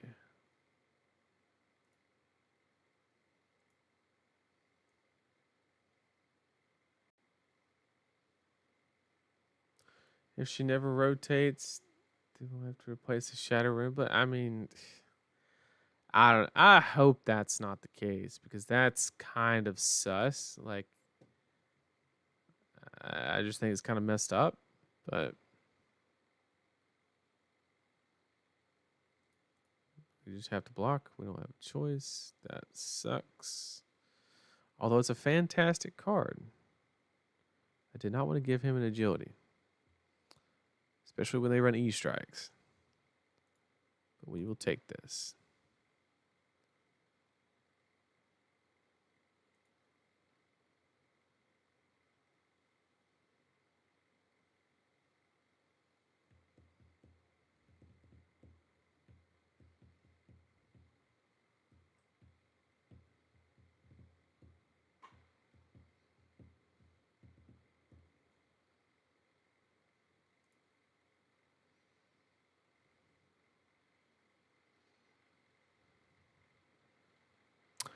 Okay, there's no way to...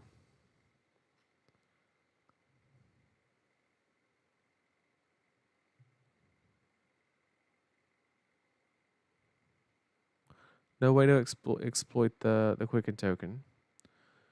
We need to send a brute attack to... I wish I did discard that one, but, you know, we'll take it. At least we drew a red.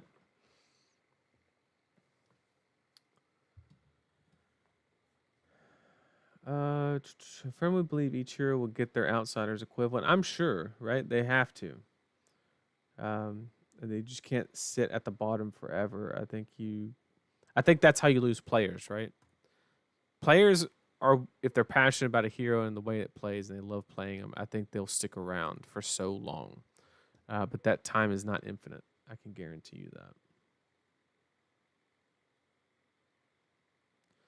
Last interview with Arsenal Pass said Vincent was on the place they wanted her to be. I mean, that's fine. She's bad, but if that's what they want, that's what they got.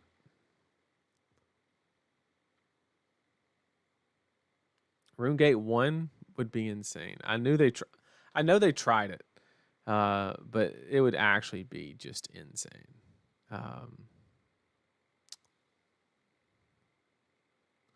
So this is kind of interesting. This is actually a decent fleshback spot because he has every intention to hammer in an arsenal. He has a pulverize in his hand. I know it because he won the clash with it. So if we hit the blue, we don't get hammered. And he might be trying to heal. I mean, we got a 50-50 shot to hit the blue. Which I think is worth. And this is a really good hand. I'm just going to throw it. And hit the blue. One time. Arsenal pass. Fuck. We hit the pulverize, which is at least we denied him the option to heave it. That's not good. We just missed. But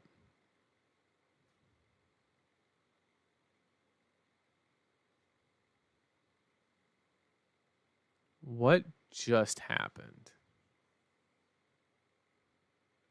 How did I get so many cards? Did he mill a beast with Did he Bro, this card sucks. He just milled a beast within and gave me a card. What value?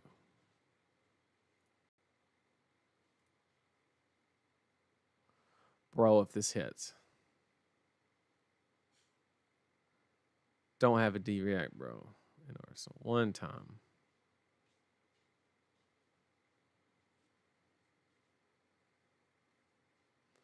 Rolled and smoked. Bro, that card sucks, bro. You won the clash. You might have won the clash, but you damn sure lost the game. Oh man. So we got some options here. I'm not an advocate for playing Blood Rush Spell in the middle of a turn, but if there was ever a spot. This is too clean of a line though. It's too easy to claw and then swing this out of Arsenal and Arsenal. It's just too clean. So we have to we gotta be disciplined, you know, as unfortunate as it is. That's a moment. Never even thought about that happening, bro. Got hit with the Miller Grindstone, hit a beast within, gave my ass a card.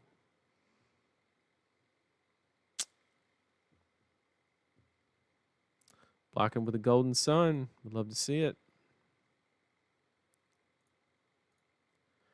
Okay, we're set up with the Bellow, and he is on Tunic counter 3, so if this is CNC Pummel, I'm just going to cry. I mean, it's that simple. But,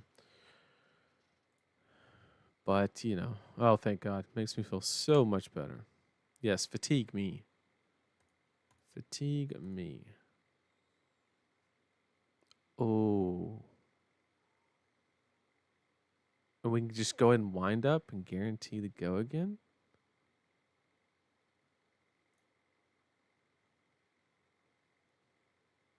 Because we have the extra resource from the Tunic, so if we, no matter what we discard here, we're like fine, but we, of course, we want to discard the Skullcrack.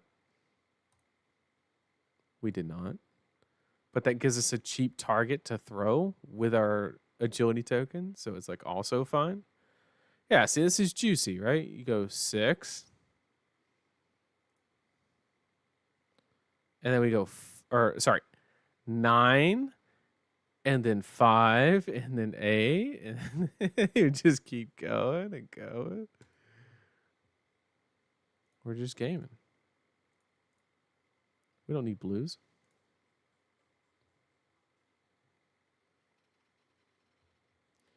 Dang.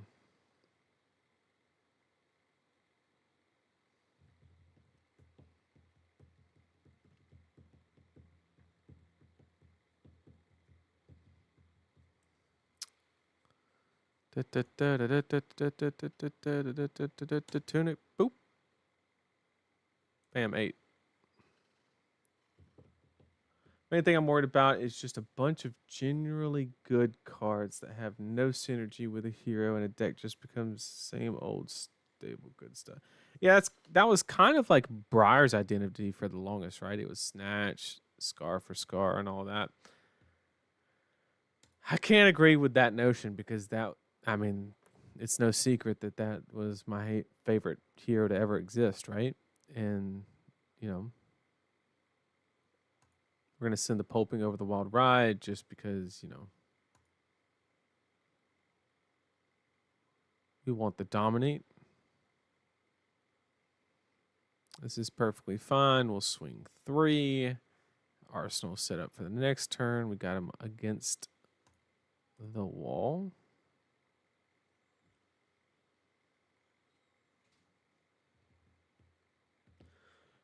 What's been the worst matchup so far with KO?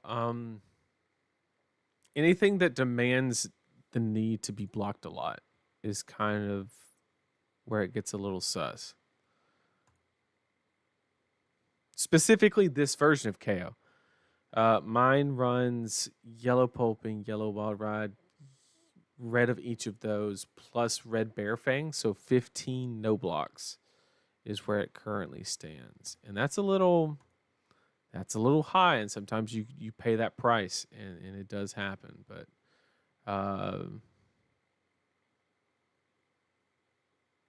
okay.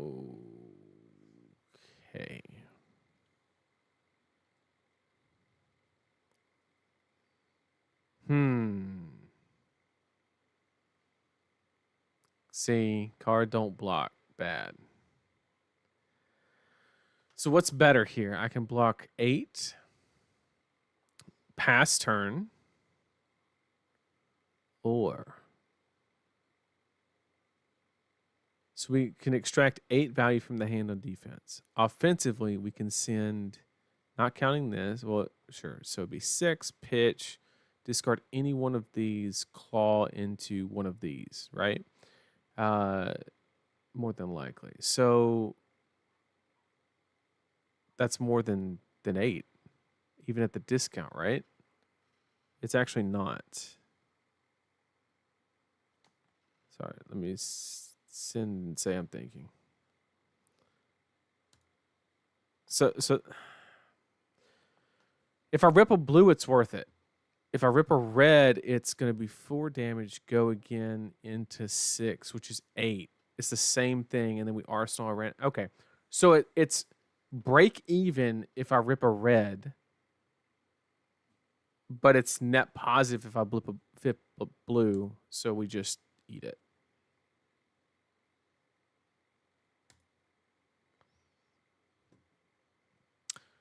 That's if we get the resources, Vero.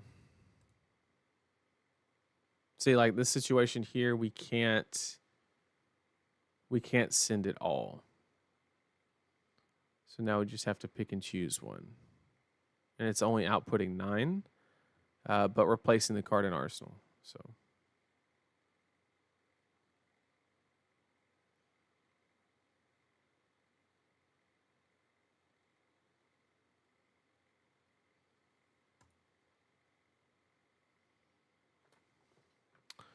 and then we eat this.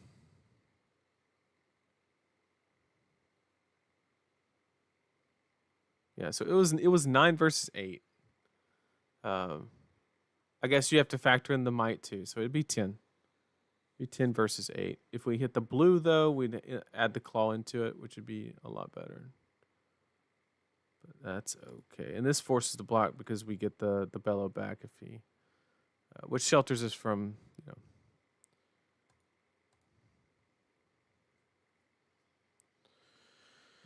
Okay.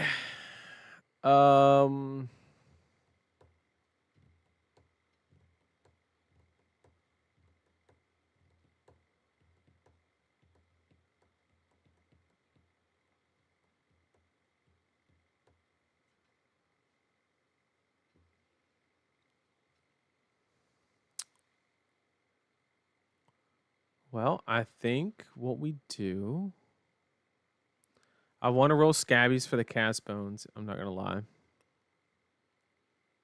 Pitch. We draw 1. We discard. It's a 1 in 3.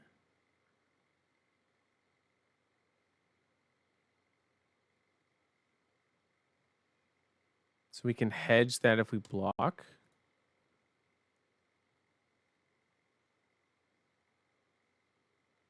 Actually, no. We let the Miller hit to let us. Oh, I see it. Okay, so we can block with the cast bones. I see that. But what we can also do is like let the Miller hit. Will clash, and that lets me know what's on top, and that could change.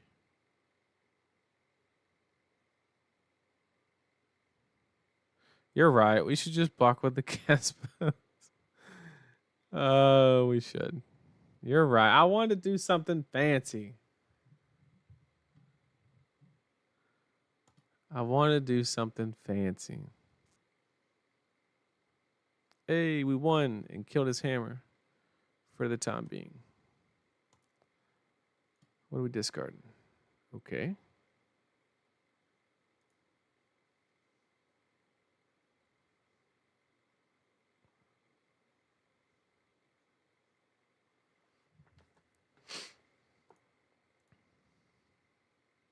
Get fucked. That's what happens when you run Boast.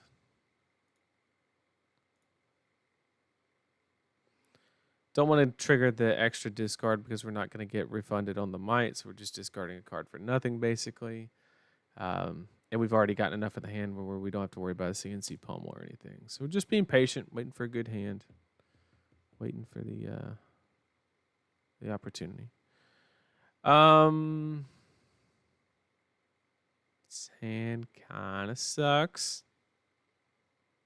We could throw down the Agile, then swing the Bare Fangs, draw, discard. No matter what, we can at least swing Claw. I think. Wait. Sorry. I need to discard the Agile. We could roll Scabbies. That was my initial thought, but I think it's safer just to... Because we're not like that far ahead, right? But here, we've seen a lot of red cards. We haven't seen a lot of blues. So let's... Okay, we take that. We take that. We just send 3, keep getting the hand, wait for the pulpings, let them do their job.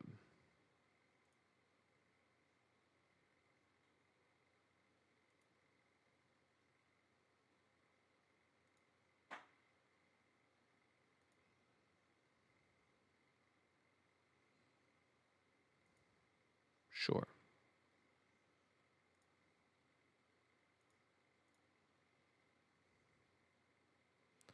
Please don't discard my pulping, please.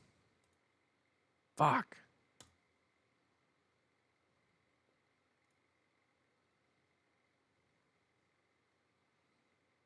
Oh, this is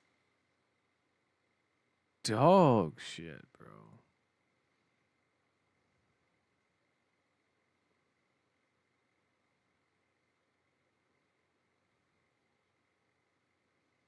We have to roll Scabbies. Like, there's like little risk.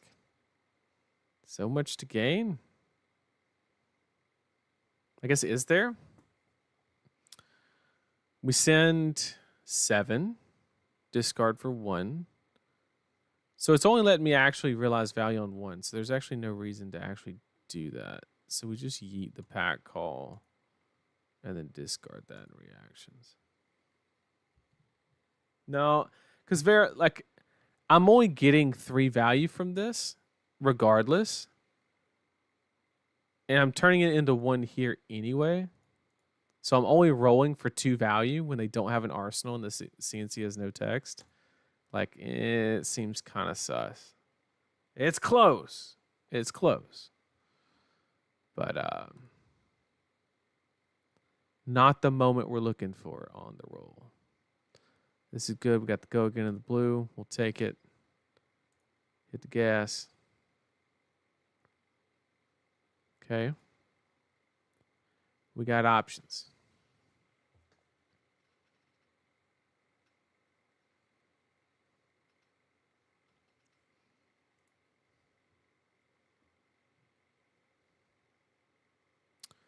Okay, we got cast bones on top. It's good to know. So let's protect. Send the CNC now. Arsenal the big.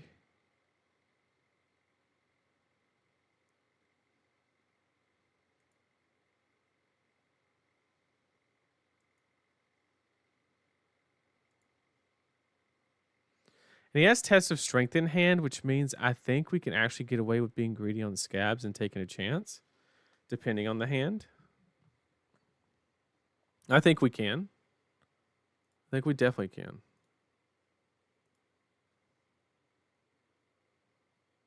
Roll Tide, baby. Let's go. Oh, cast bones.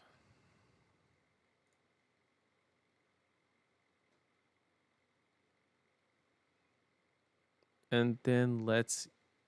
Oh, this is actually pretty good. We haven't created the might token from KO yet. So what we can do is actually swing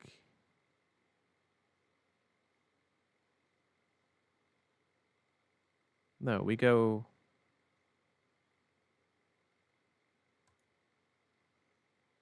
claw. We haven't discarded this turn.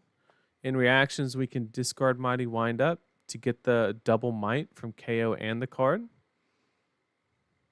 We'll let the clash happen first. Win us a gold. Discard this in reactions, giving it go again. And then once we've gotten the couple cards out of his hand, we will tune it counter, swing big. And then arsenal the Bear Fangs and kill him next turn because we have the agility set up.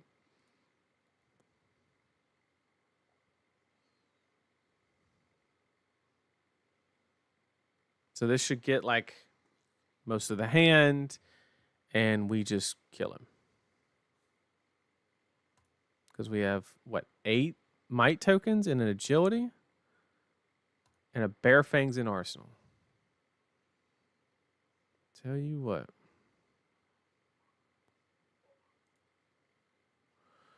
Okay, here we got options. I think we just yeet the Bear Fang. There's no reason not to get that discard going so we can go ahead and claw.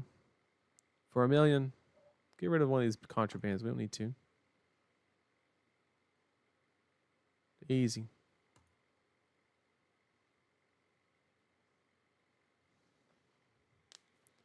Easy.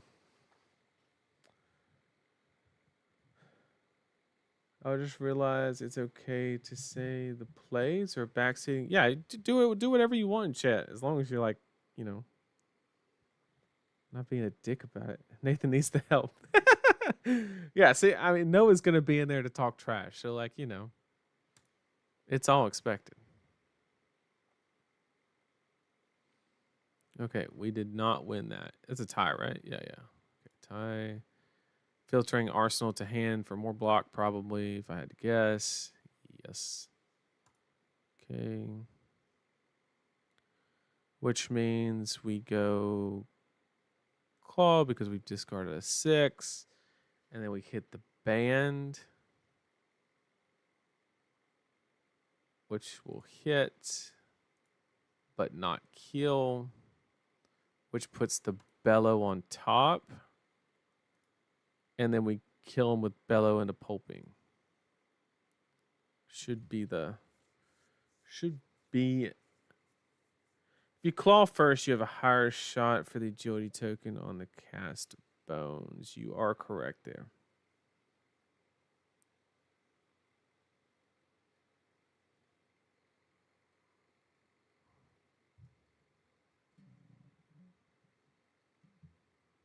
Casties. I hate. Come on, man! Don't just leave the game. Just at least say GG something.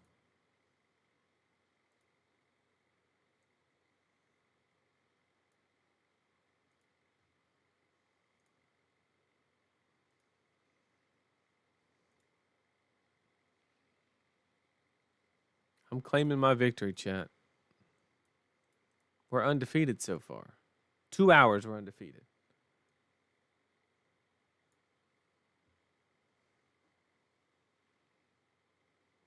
I'm taking my win.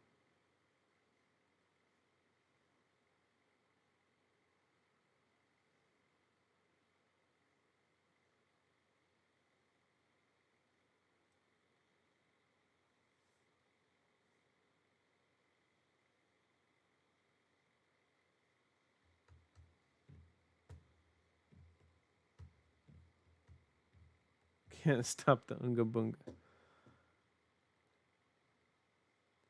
I mean, he's clearly there, or it would have like given me the ability to like.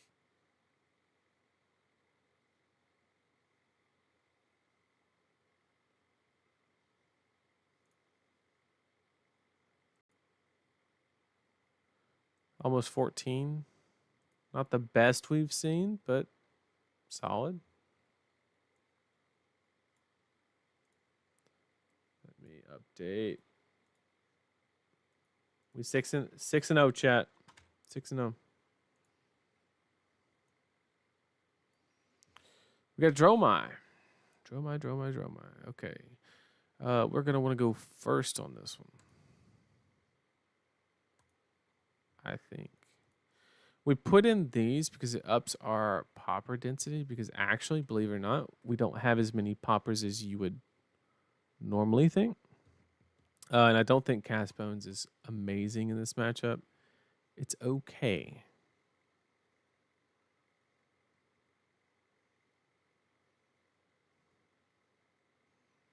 Actually, it can be kind of good.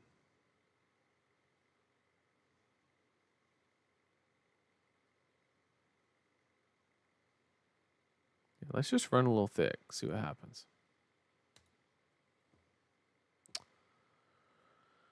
Okay.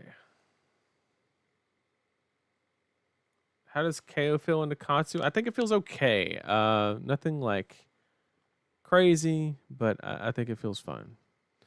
Okay, so running the Ghostly Touch package with the Mage Masters. Okay, so like we're not fatiguing. We need to try and kill them. But we knew that already. So in this situation, I like just doing the discard, getting the double might tokens, and calling it a day. And then we'll put, because pulping can be a liability in this matchup, we'll take the wild ride over it.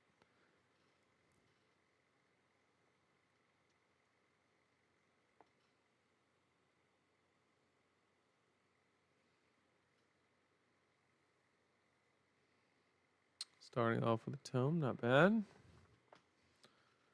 Had the double D react, bro. That hand was.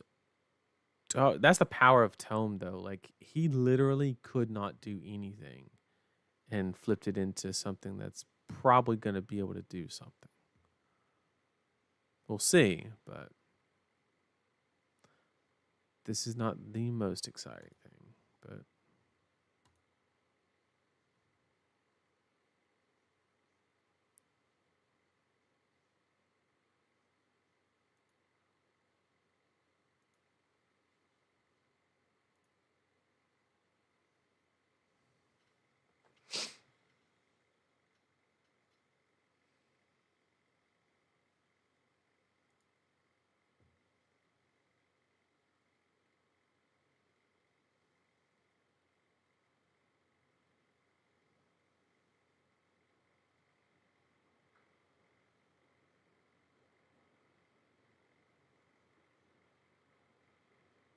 hmm.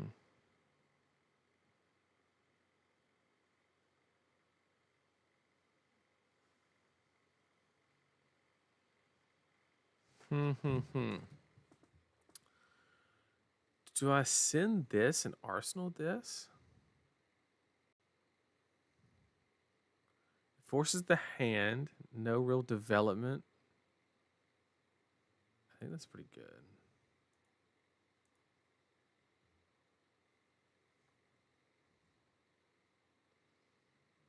So now he has to block with these two to keep that. And the next turn, he can't put any pressure. He just lays down the dust. And if he has a no block, then he's just SOL. We got a Chrome Dust for free.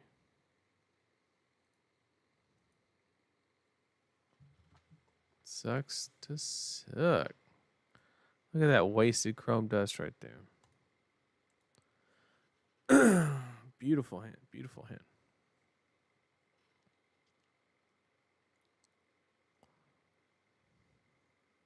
Sure.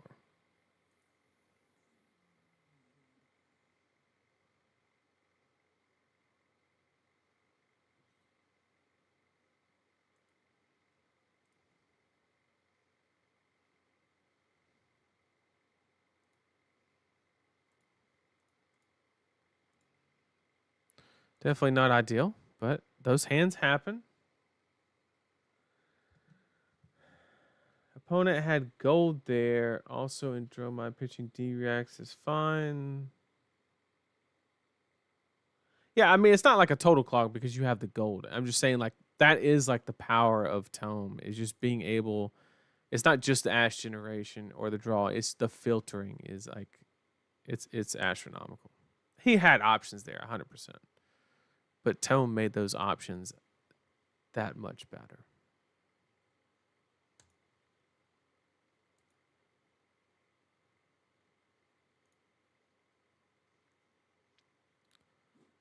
Sure.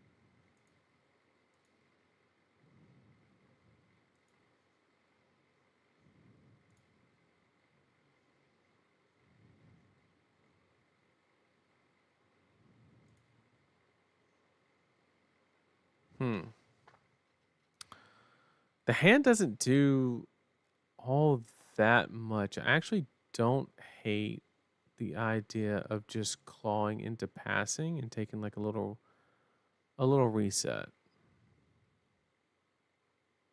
We really want to keep this in deck for when we have the bellows and the grave wings sent into dragons and kind of recoup that. But I don't think this is gonna establish any tempo, so we might as well.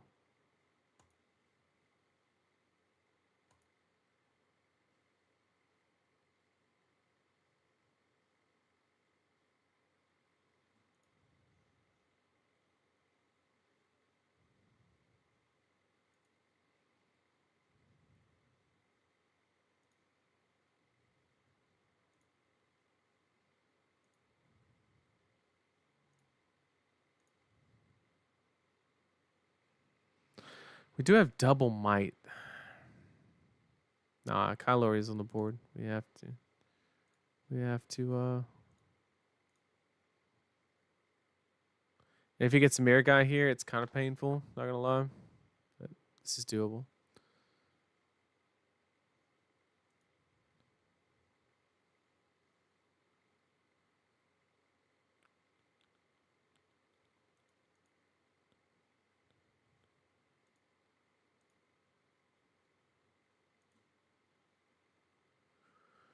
They're just getting their ash back, of course.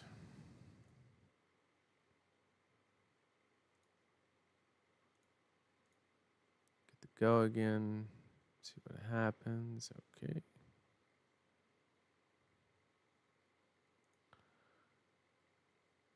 Okay, block. I think with this situation, we haven't seen a mirror guy yet, and that's going to be very threatening. So I think we have to. We're forced to clear the Kyloria, unfortunately. I don't love it, but we already got the might token, kind of reduced the value on Bear Fangs anyway. So I think it's the best possible. We just get hard punishment. Yeah. See, we would have got literally punished. Oh, he just had the other one. That's good too.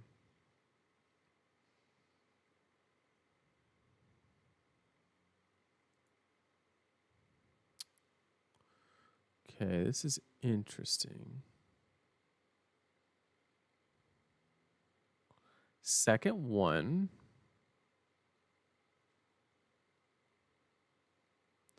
We have the Blood Rush, which will allow the Claw to take down Mirror Guy. We have the double blue. I don't love it, but is that? Nah.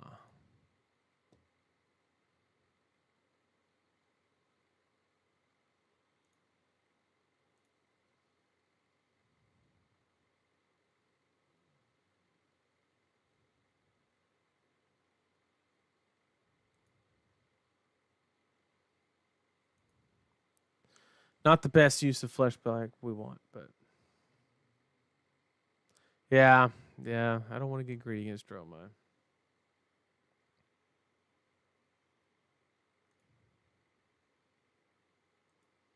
Then we'll take the 2. And if he wants to swing Mirror Guy, he's more than welcome to. Hope he doesn't have a snatch here. Okay, we are good. Okay.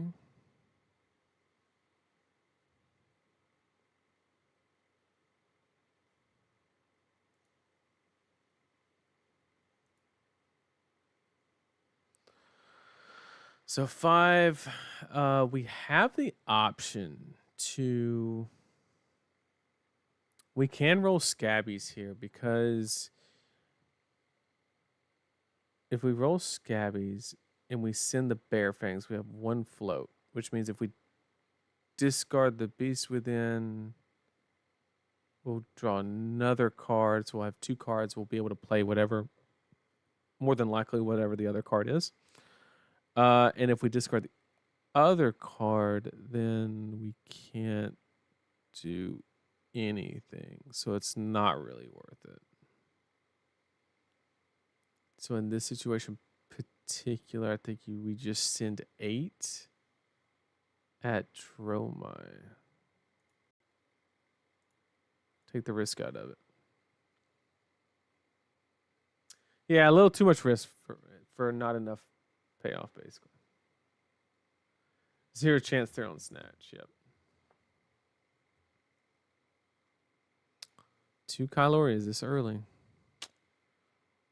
Rough one.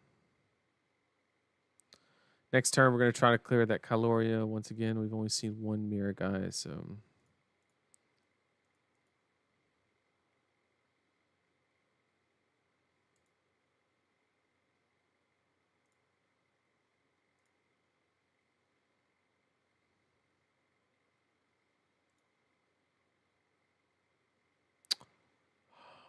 Huh.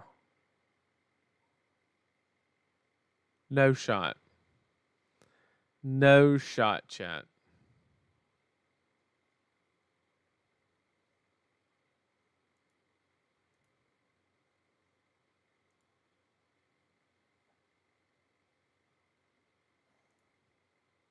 There's no way, bro.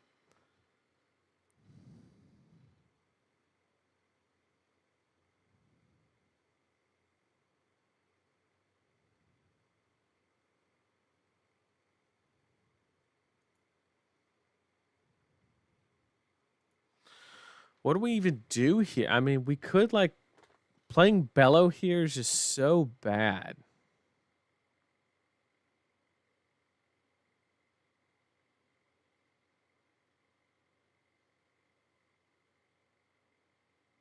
Roll Scabbies, swing Claw into Kyloria, cast Bones. Set up for the next turn.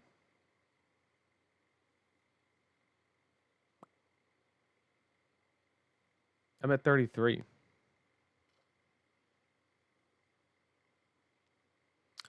I think we roll Scabbies here. I don't like the idea of it, but like,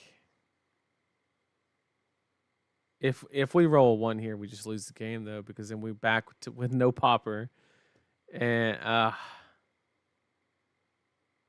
we have to.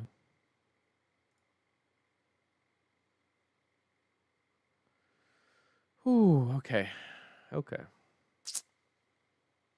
Well, that makes things a little easier.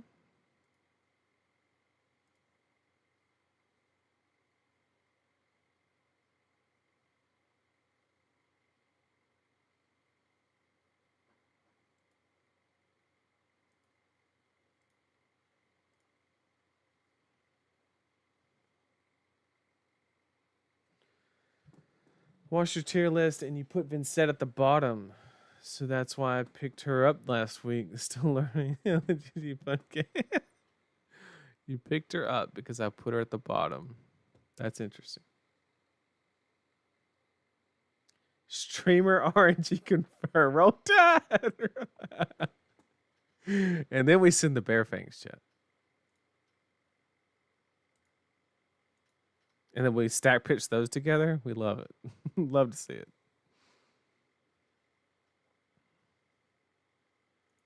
Present damage. Have the stack of our lives waiting on us. Oh, that's a swing big right there, boy. Are you trying to get me to use my poppers?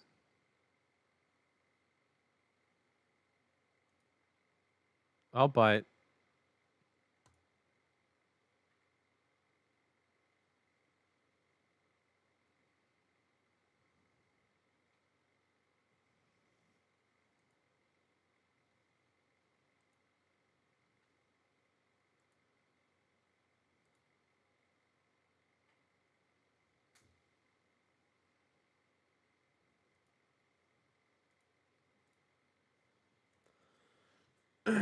Swing big old boy. What the fuck? Burn them all block, yeah. I mean, staring down what, 7 mites? You're at 25.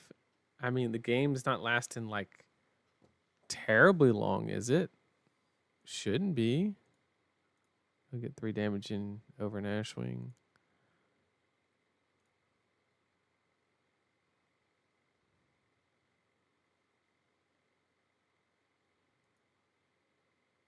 I'm gonna hang on to it. A lot of possibilities here. We're gonna discard the Skull Crack because we're gamers. Rip. This is okay though, because we can swing Claw. And then we can arsenal the Cadaverous, which is like a really important card. He's been through a CNC, only 2 more. We got a little bit on. We have Tunic left in armor, not the most. Yeah, I think Claw here is fine. And then next turn, whenever it's convenient, we'll throw this into an adequate dragon. Get our Bellow back.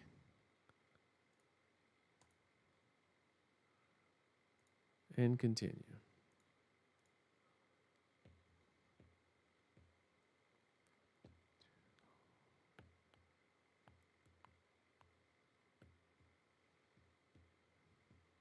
It's actually a good hand to do exactly that. Yep. I am actually perfectly okay with that. We have Tunic counter.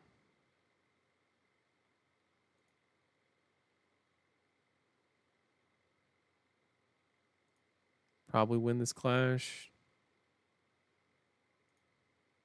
Okay. And we have Tunic counter. So what we can do is just swing this, and then we'll just Bear Fang after.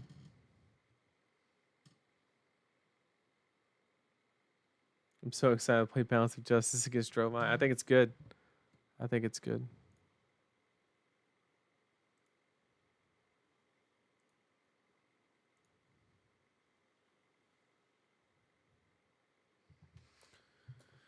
Here goes a thick one. Coming in for 8.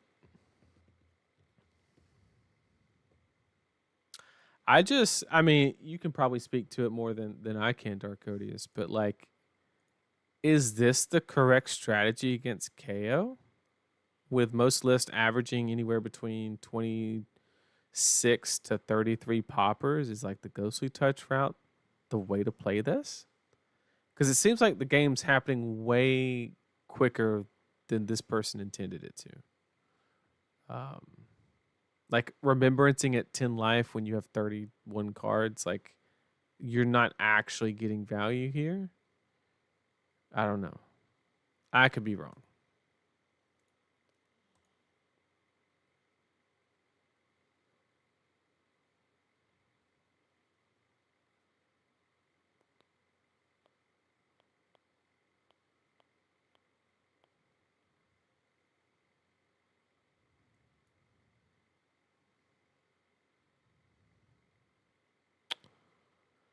This is tough. Let's go ahead and get our. Still has armor. We can't catch him lacking, unfortunately. This is like super anticlimactic, but it's the way the hands landed.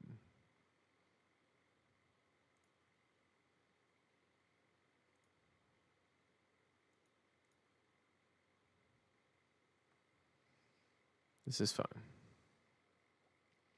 We have a popper that we don't want.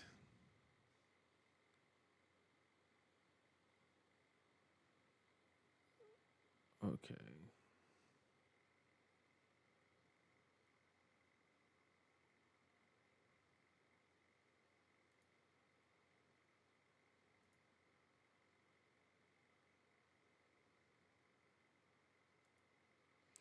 Double clash. Let's go.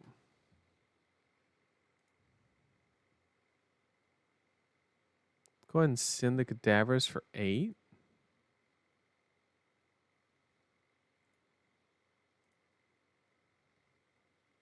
Have to respect it. Like I said, you have to respect it. Yep. So we got the armor, and then we can just arsenal the pulping and be patient. Or we can just get 3 value out of it right now. With him at 10, I'll be honest, I don't hate it. Keep giving me cards. If you can't establish a board, that's fine. Look, we had a bellow coming anyway. Sure.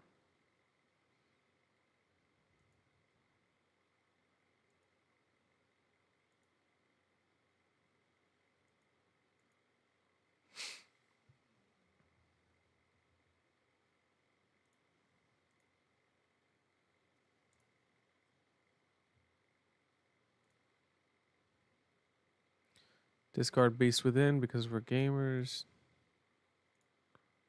Like I said, chat, we never missing.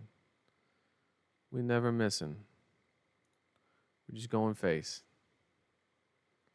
We ending it.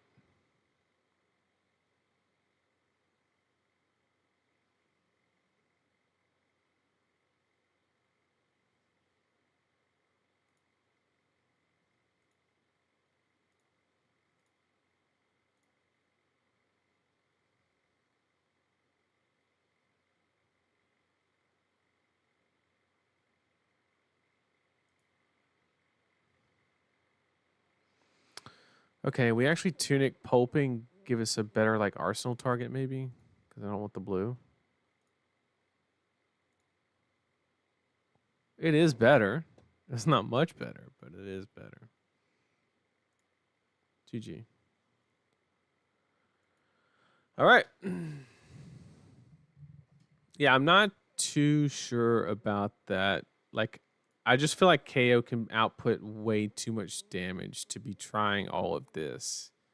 And like, keep in mind, chat, like this is he disrupted me with Kyloria out the wazoo. I mean, he had Kyloria with passing and then dropped a Miragai Kyloria. Like, he had me blocking a decent amount, but then just like, I don't know, just died. We did hit kind of good on that rolling 6 on Scabbies and throwing the cast bones. It's kind of hot. It's kind of hot. GG, GG. Let me update the count. We're doing it, chat. We're 7-0.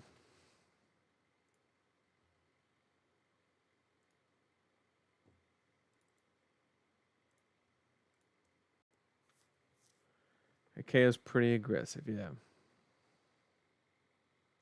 That game just reinforces my belief that the Dromai matchup is fine.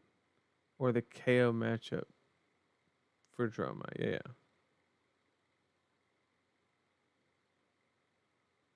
Wait, can you clarify what you mean, Noah? Are you saying that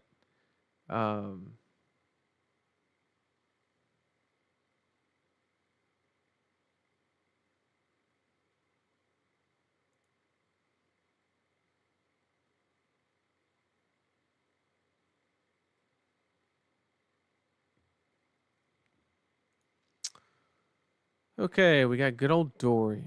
This card's key, so is this one. We need to remove the liabilities.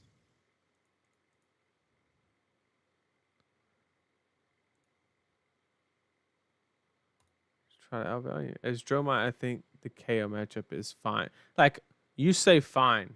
Do you mean it's like 50-50, slightly favorable, slightly unfavorable? What's your opinion? It's a good card to have in Arsenal against this hero. I'll tell you that much.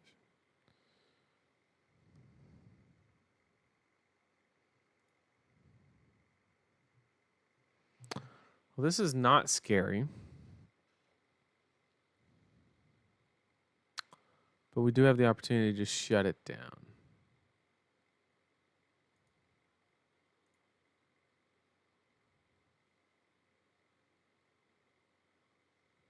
The reason I block Scabbies here is Blade Runner is very, very unfortunate in this situation. So I'm going to block 6 with no fear and play around the Blade Runner. That's probably not high EV at the very beginning of the game with no information. But like it's real bad if he does have it. It will banish the whole hand, tell him exactly what we have, and prevent 6 damage, which is a total of 8. Shut down their turn and go about our business.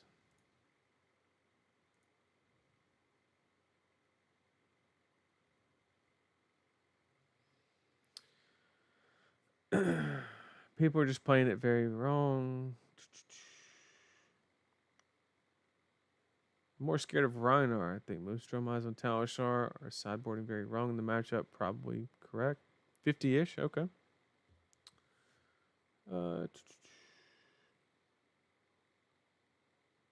There's just always been a struggle in the brute.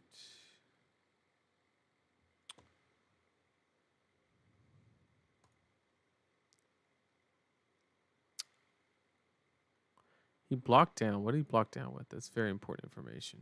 So we have a pitch problem, maybe? You don't have enough threat, which means I'm actually going to bank the CNC because you've already given me cards. No reason to yeet it. Because you're probably just going to block this and swing Dawnblade for 3 if I had to guess.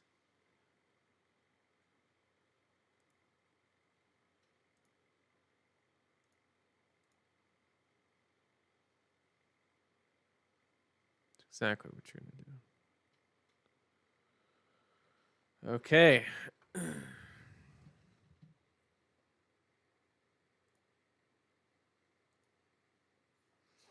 We have to do it, chat.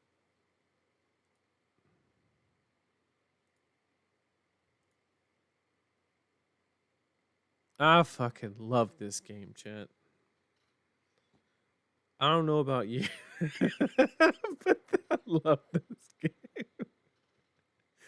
Oh, I love this game. The CNC for 7. The cast bones for 6 in agility, bro. Oh, it's so good.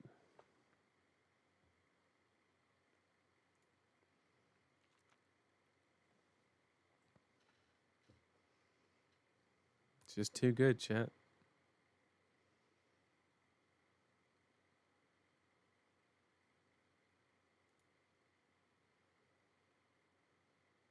Don't play too thin. Okay, good move. Okay.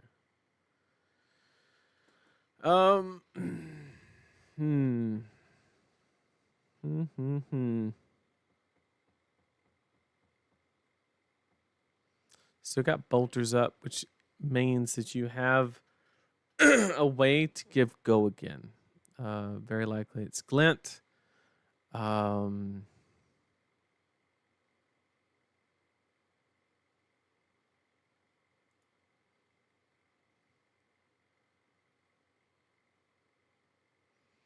You didn't block with bolters, so you have no intention to use them, which means you have your go against source secured.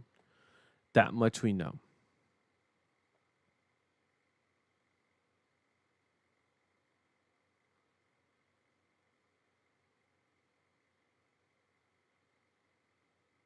The problem is, do you have the Twinning Blade too?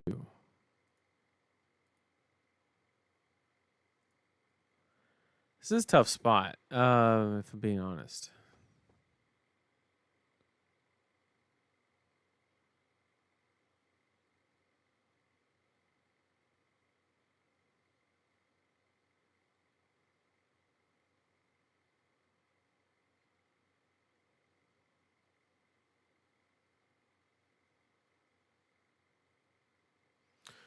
Flesh bag's a little risky because it's a 1 in 3 that we hit the go again.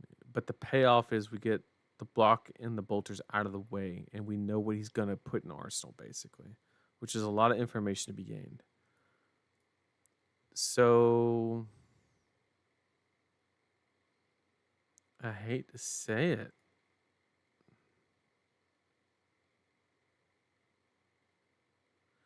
We get blown out by glint twinning. Like,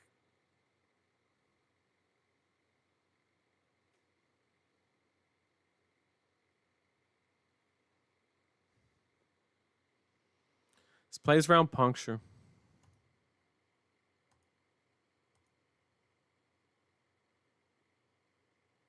That's the best I can do. If you do have glint twinning, which is what I get blown out by, I statistically removed one of them, which should end your turn. Okay.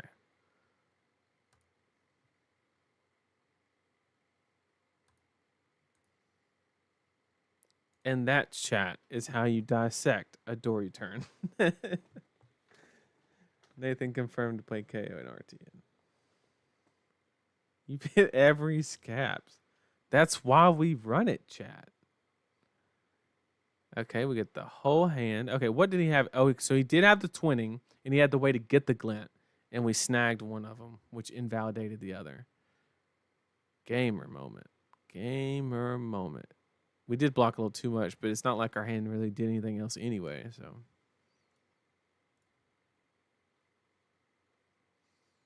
Just get 3 damage in arsenal. Pretty good, pretty good. We know it's not a D-react, so we are in the clear. Perfect curve here. We'll just claw into clash. Easy. Why not pulping into CNC? That's a little... I'd rather have all the damage stacked on the... I don't like playing the draw discard cards after you've already done it.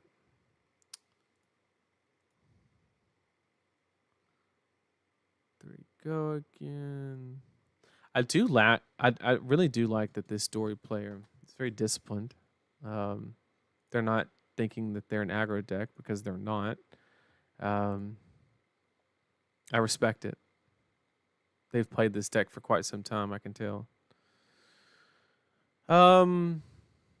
Here, I think we're just in a situation where we can give up Tunic. We already have him down to 23.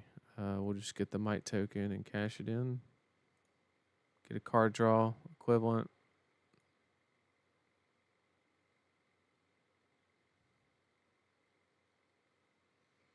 Pretty good odds to hit Skullcrack here. We'll take it. Oh, no.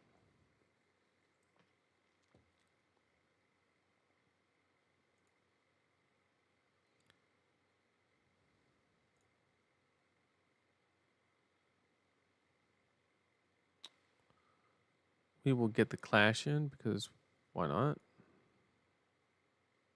Historically, we win those. That was a 0 for 4 right there, chat. Now we hit the Skullcrack? Nope. Good curve, though. Why not Popin this? Finally got flesh bag value. Yeah, we finally pulled one off. We got the read. We got the read. Finally.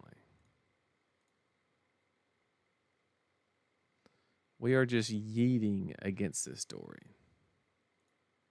Just absolutely yeeting against.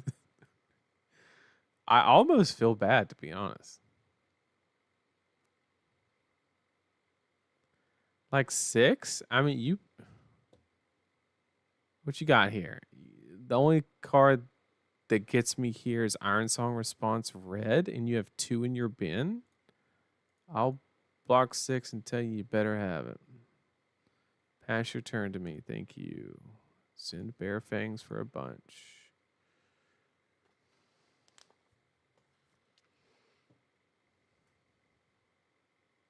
Chat, this is what happens when you're teammates with Josh.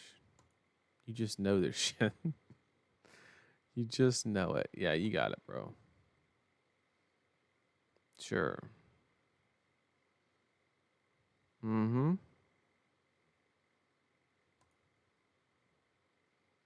Yep. I'm taking damage.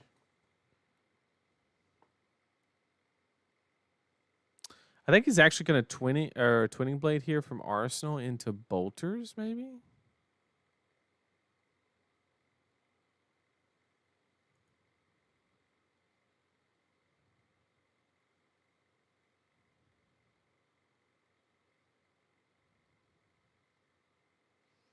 Or not.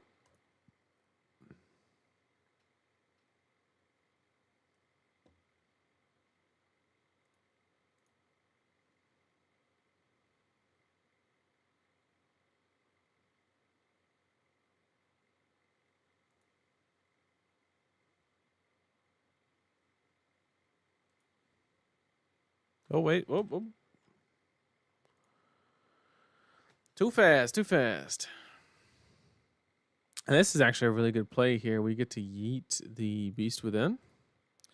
And then just discard this agility token to basically make sure that the following turn we can just keep pushing.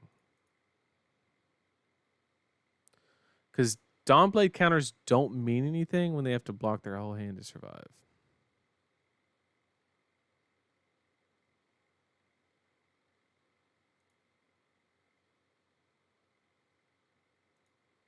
I'm going to block 4, no reprise with... Okay. So you're going to pop boots and swing again, which means I actually need to block the second one. Okay, I'll take 7. You pop your boots. Go ahead. Thank you for popping your boots. Swing the 4. I know fear. Banishing these 2. Blocking 4. Preventing the second counter.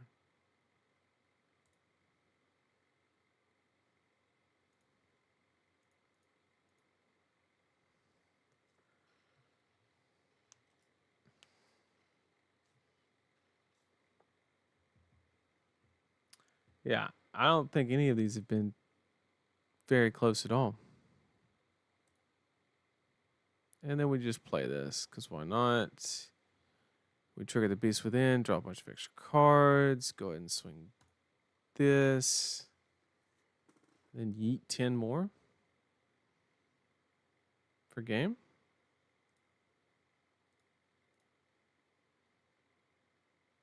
GG.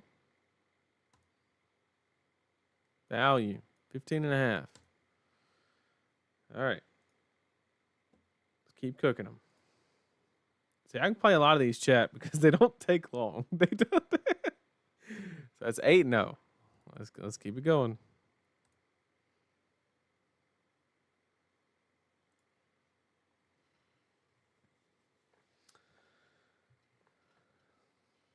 Wait, if you play with Josh, how come you didn't remember what Beacon did our match at the Realm 20K? Well, so it's like a nuance, right? It's like, did you need to chart? Because that card specifically, there was actually a game that I played during the Super Armory, so it didn't matter, at the Pro Tour Baltimore, where somebody played Beacon and went and got a Courageous Steel Hand. I didn't know you couldn't do that.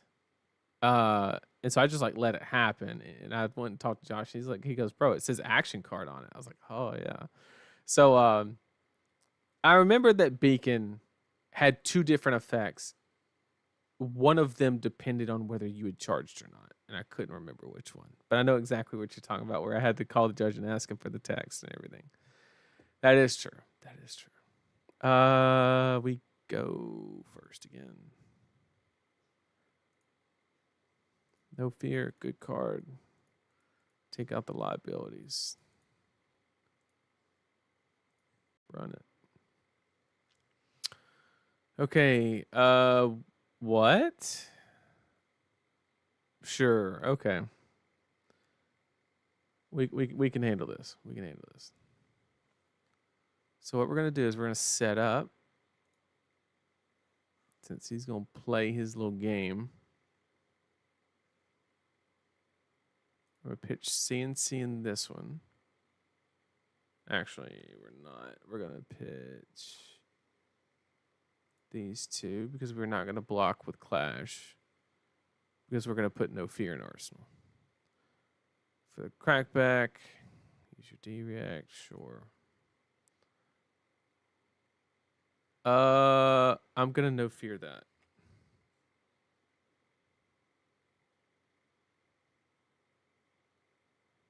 That's on the chain. I'm going to no fear, banish, none, and stop 2 damage. Pass. Arsenal. No fear, good card. Confirmed.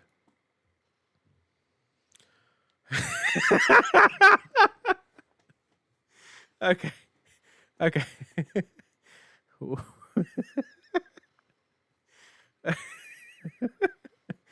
Chat, we may have spoken a little too soon.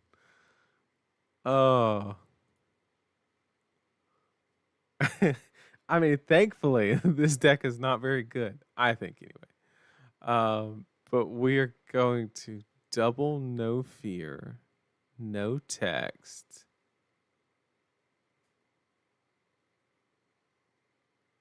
Actually, yeah, because we're just going to discard this on our turn. So we go here. That one blocks for 3. This one blocks for 2. We take 3. We activate this. Cast Bones for a bunch. Tunic counter into Bellow.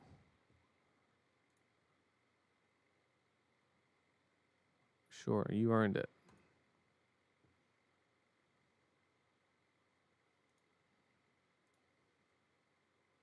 No way. I mean, we hit the skull crit, but there's no actual way.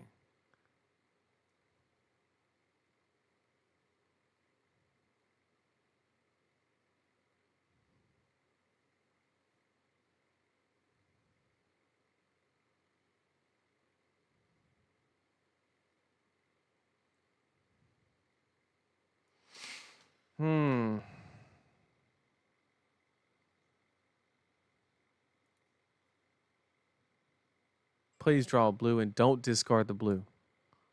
Thank God.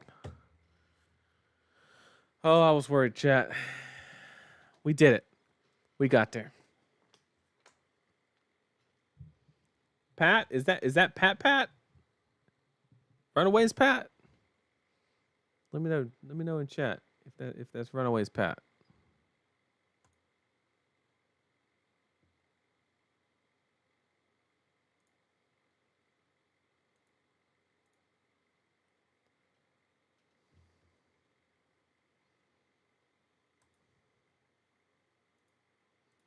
$10.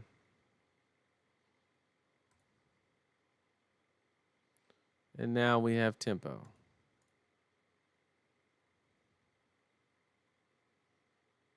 We keep it going. Don't discard while rod.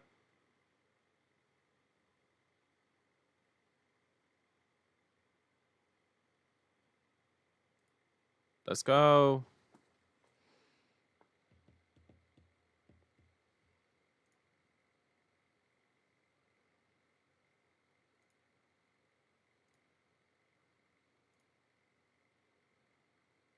Gonna get the block here. He'll swing a blue at me. That's fine. I'm gonna Arsenal to set up. I don't think getting 3 damage is worth it. So we're gonna pass turn here. And Arsenal.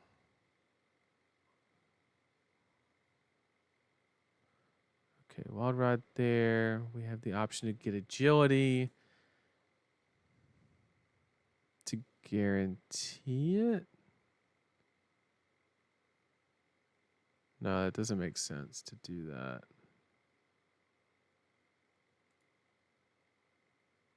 And there's no shot we're blocking this. Not with Wild Rod. We have 1 Cast Bones and 2 Bellows are misses in a 43 card deck. That's 43. 40.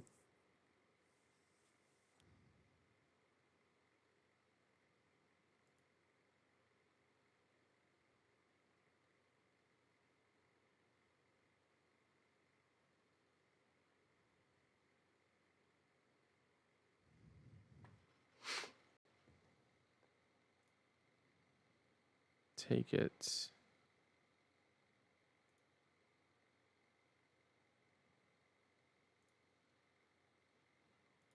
Pitch in the mighty because we're already going to be discarding, but we have the backup with the agile if we have extra at the end. We gain the resource on. No, we don't. We lost our blue. Okay.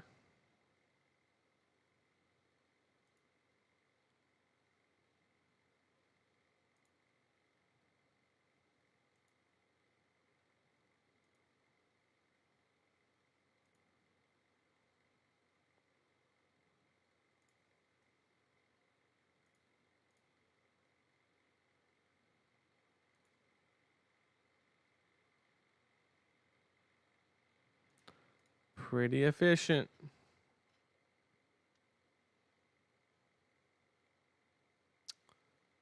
Um,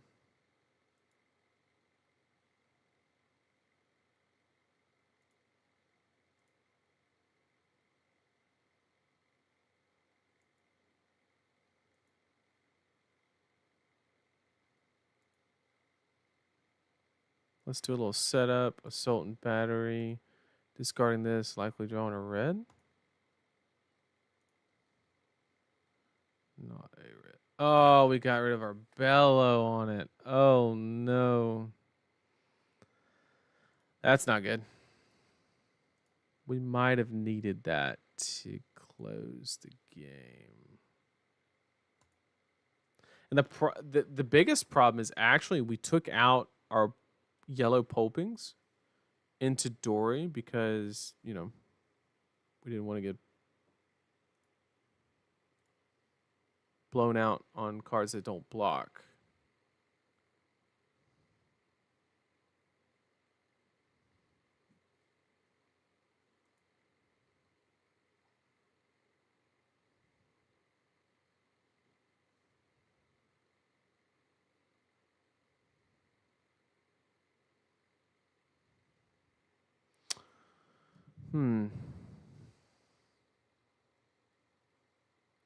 We are being outmathed. Yeah, we're tripping on our toes is what we're doing.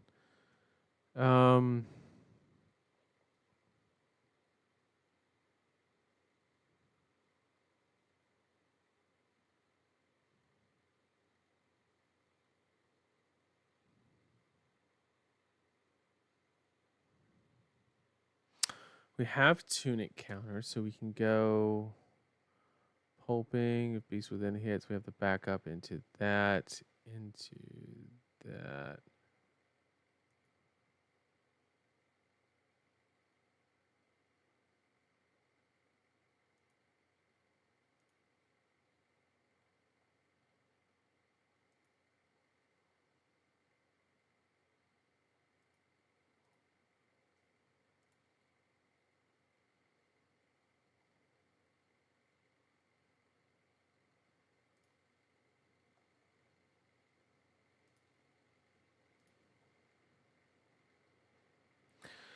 We missed and got rid of an 8 attack. Yowza.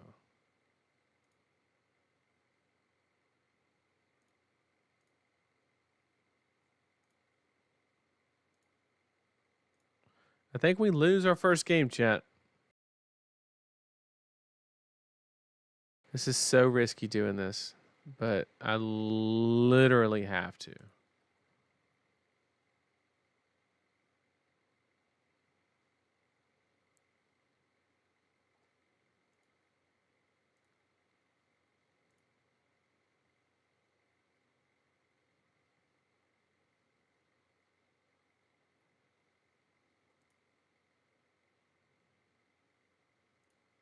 Chane Arsenal.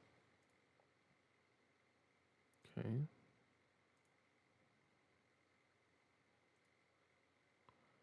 Don't discard my blue or draw another one.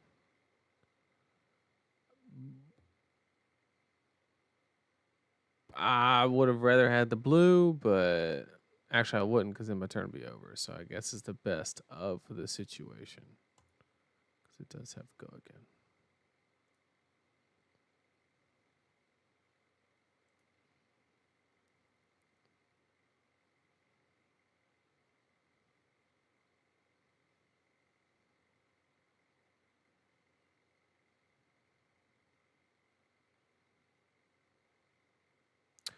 Bare Fangs, discarding. We need to keep the entire hand to make sure that we can get the arsenal out after the claw from the Bare Fangs. Unfortunately. But what we can do is go ahead, give a little bit of armor.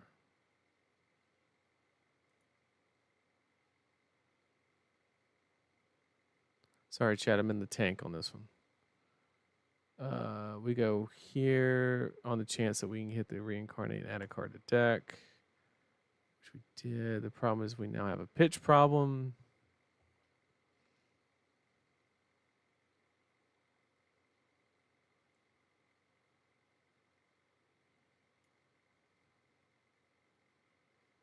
This is not good. We're just off on all the discards.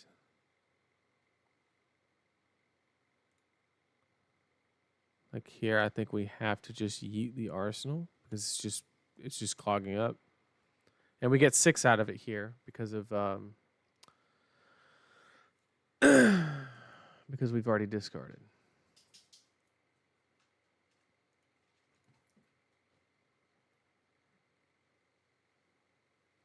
Do we have any bellows left? I don't think we do. We do not.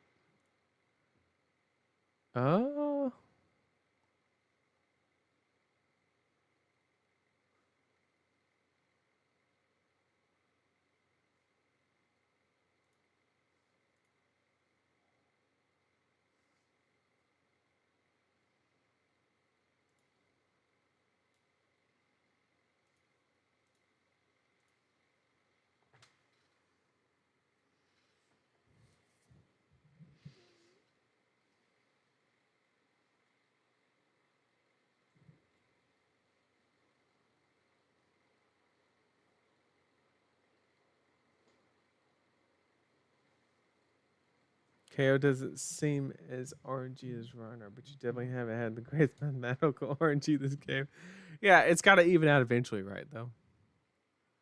We can't always have the gas as much as I would love to.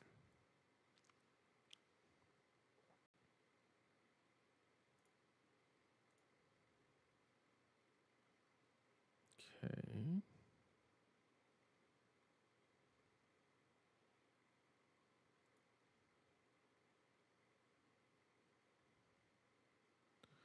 This is a problem if he has a blue in hand because he can pop bolters and swing again. So we actually have to flesh back here.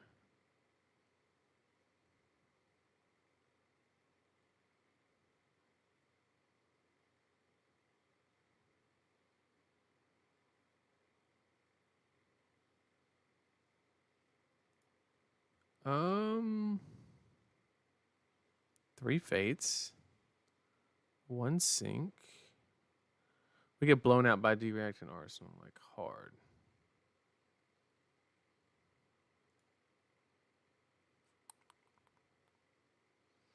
We don't have a choice though, do we? I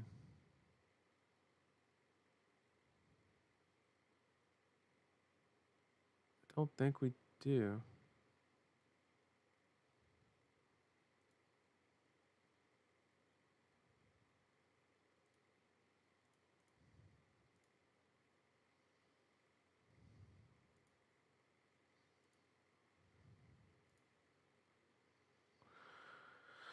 If that's a D-reacting arsenal, we just lose because this Popen's going to lose go again, and it's going to be bad. But sometimes that's how it be. If he has it, he's got it.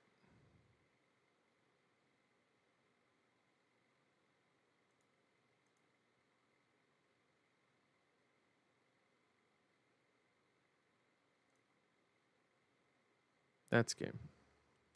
Oh, it's pitching reds, so maybe not. I don't know.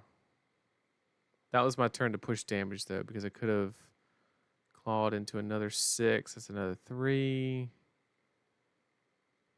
I don't know.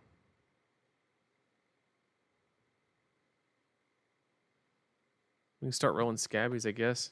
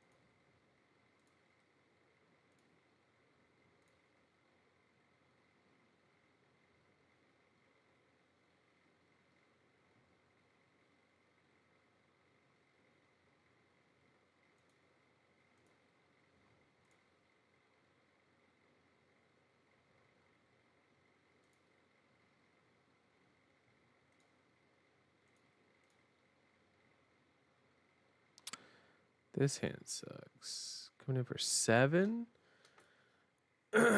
um,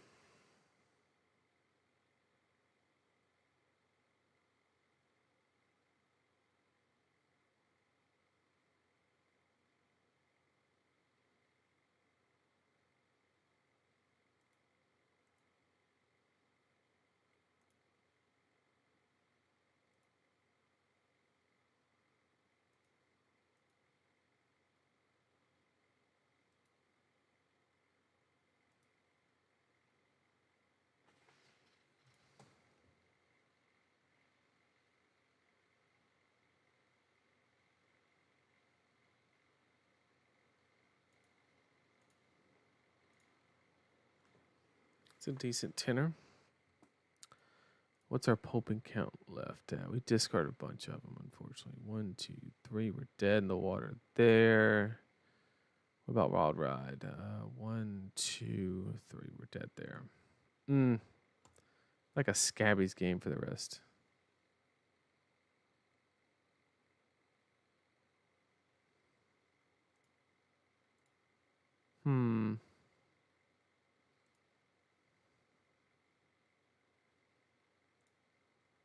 Only way out.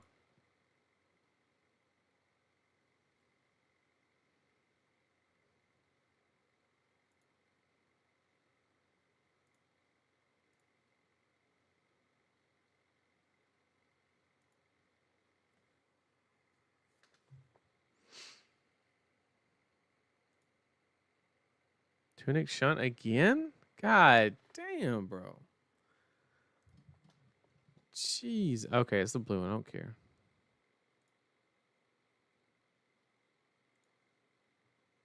How you got this many D-Racks left?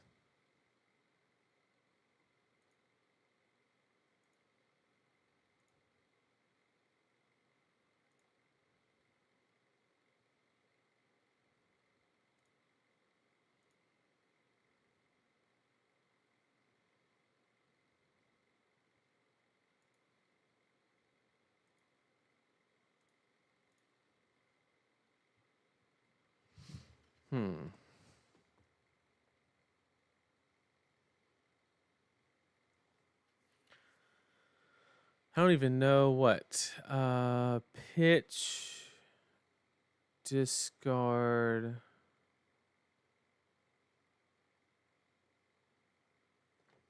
I have to do increments of more than 12 damage is the problem. Which means I'm just required to roll Scabbies to do it.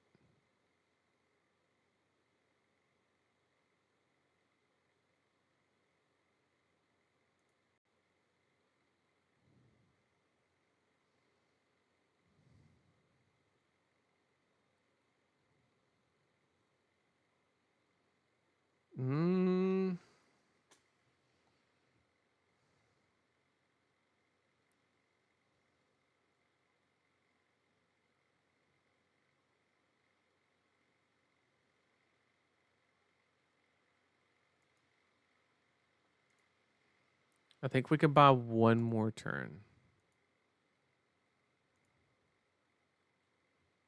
So what we do is we swing the beast within, ditch the wind up. That'll give us both tokens, might and agility. We're sending 7. We have 2 block and armor.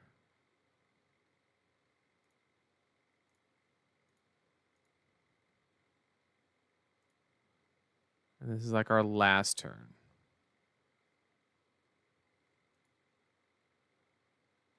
And it's a CNC.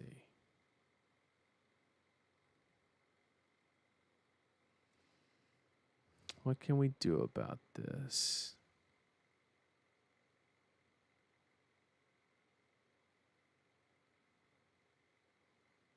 We have a tunic counter. What we can pitch to. Go there.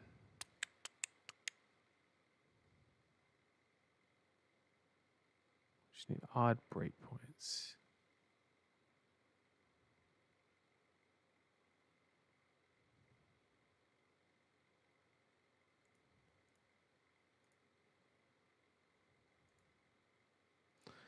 Timed well. Timed well. So we have go again. It's just here. Breakpoint of 4. Assuming he's out of D-Rex, which apparently he's not. Here we go. Skullcrack for 6, which will get 2 cards.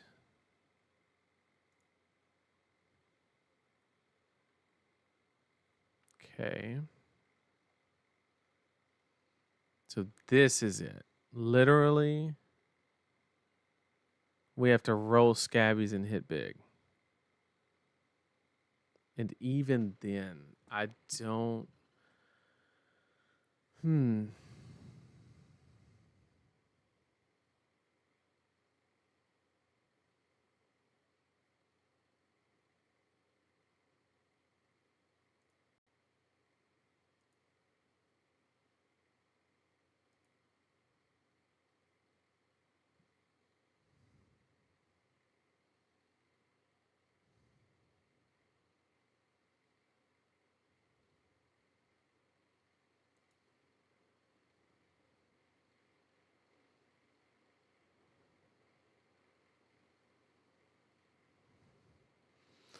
6 and 8. It's not going to change anything.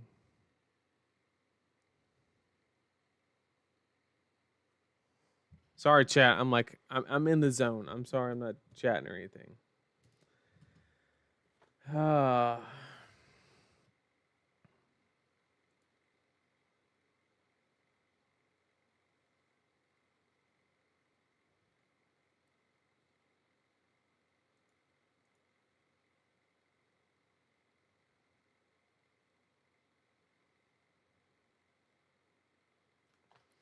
We have to swing this now because it's our only chance to guarantee that he can't just get us with the Quicken token, basically.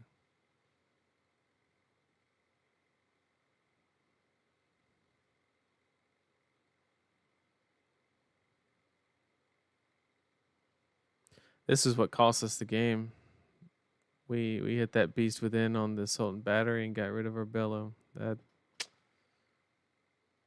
That's easily, and there's been about 4 spots where we kind of got lackluster. One good one. I think we got lucky on one.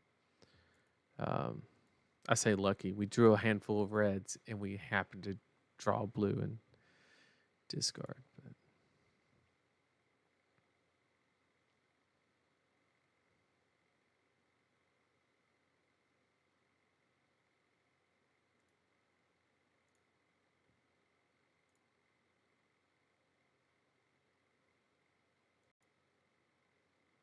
Okay.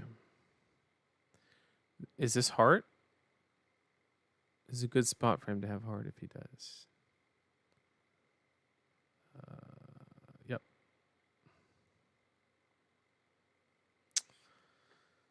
Okay.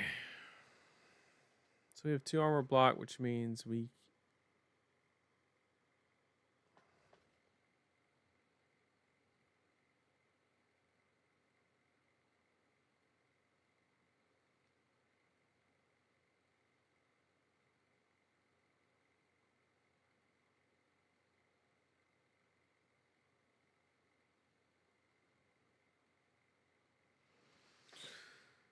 Hmm.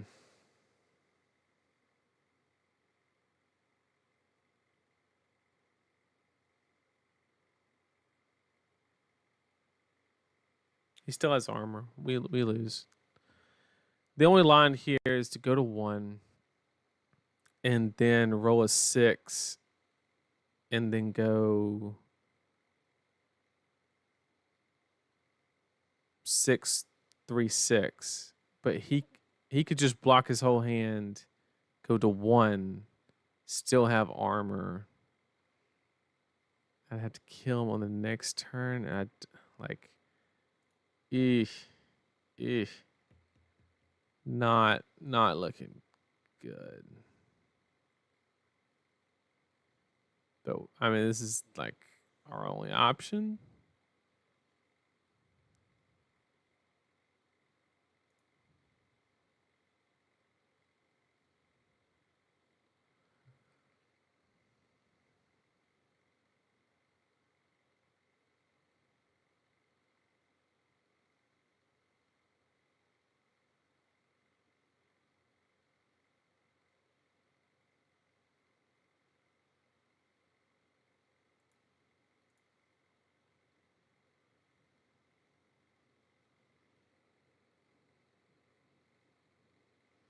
Yeah, I think he has a blue shunt.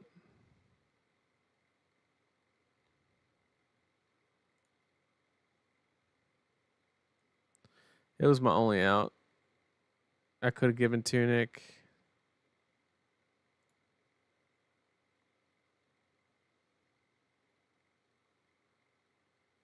Wait a second.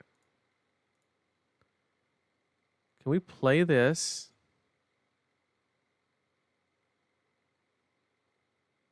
Turn on claw, discard this? No, we can't. Okay, sorry.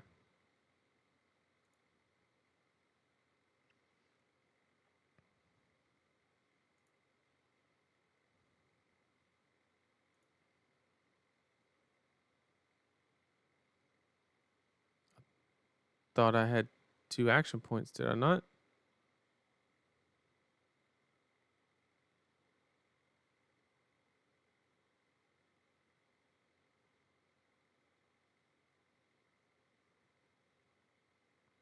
Yeah, try anyway.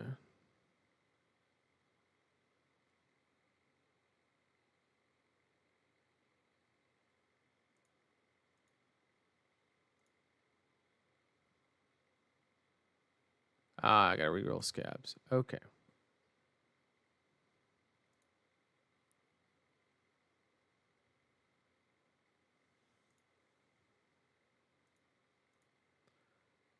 I didn't realize I unrolled my scabs. I was like, wait, I rolled 2 action points. Yeah, see, and then he gets 2 cards out of my hand there.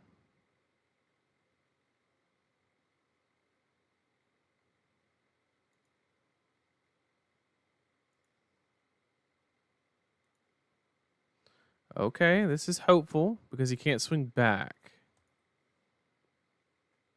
Arsenal.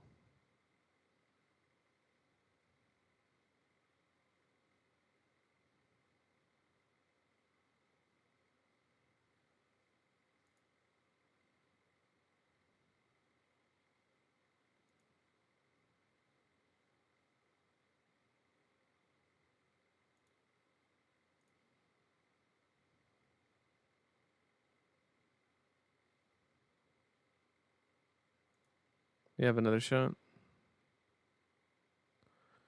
GG.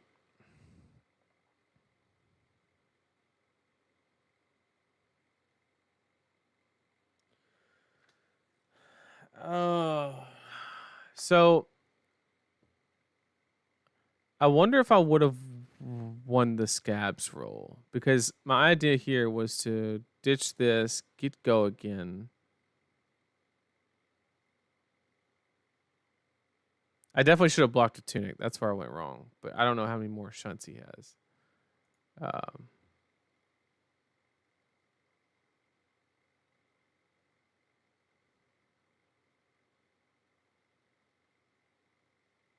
yeah, because there's no more shunts. There's last ditch effort, of course, but I mean, I don't think he's keeping enough cards to do that. Plan there was to discard Mighty Windup, make a Might. That guarantees the Mandible Claw go again. Because that has go again, we then had... No, I still didn't have that good of a play. Because I was trying to go 3 wide here, and I just don't think I can, is the problem. So I would just have to send Assault and Battery, which is another 5. Yeah. Wasn't a... I think this is what cost me. The Beast Within, milling the Bellow. That was... And a couple other things. But they played it well. They played it well. The Beast has been slain. Hey, I'm just getting into Fab, and I'm having issues with Guardian, specifically Bravo. What are good tips for him? Are you getting fatigued, or you just can't handle the on hits?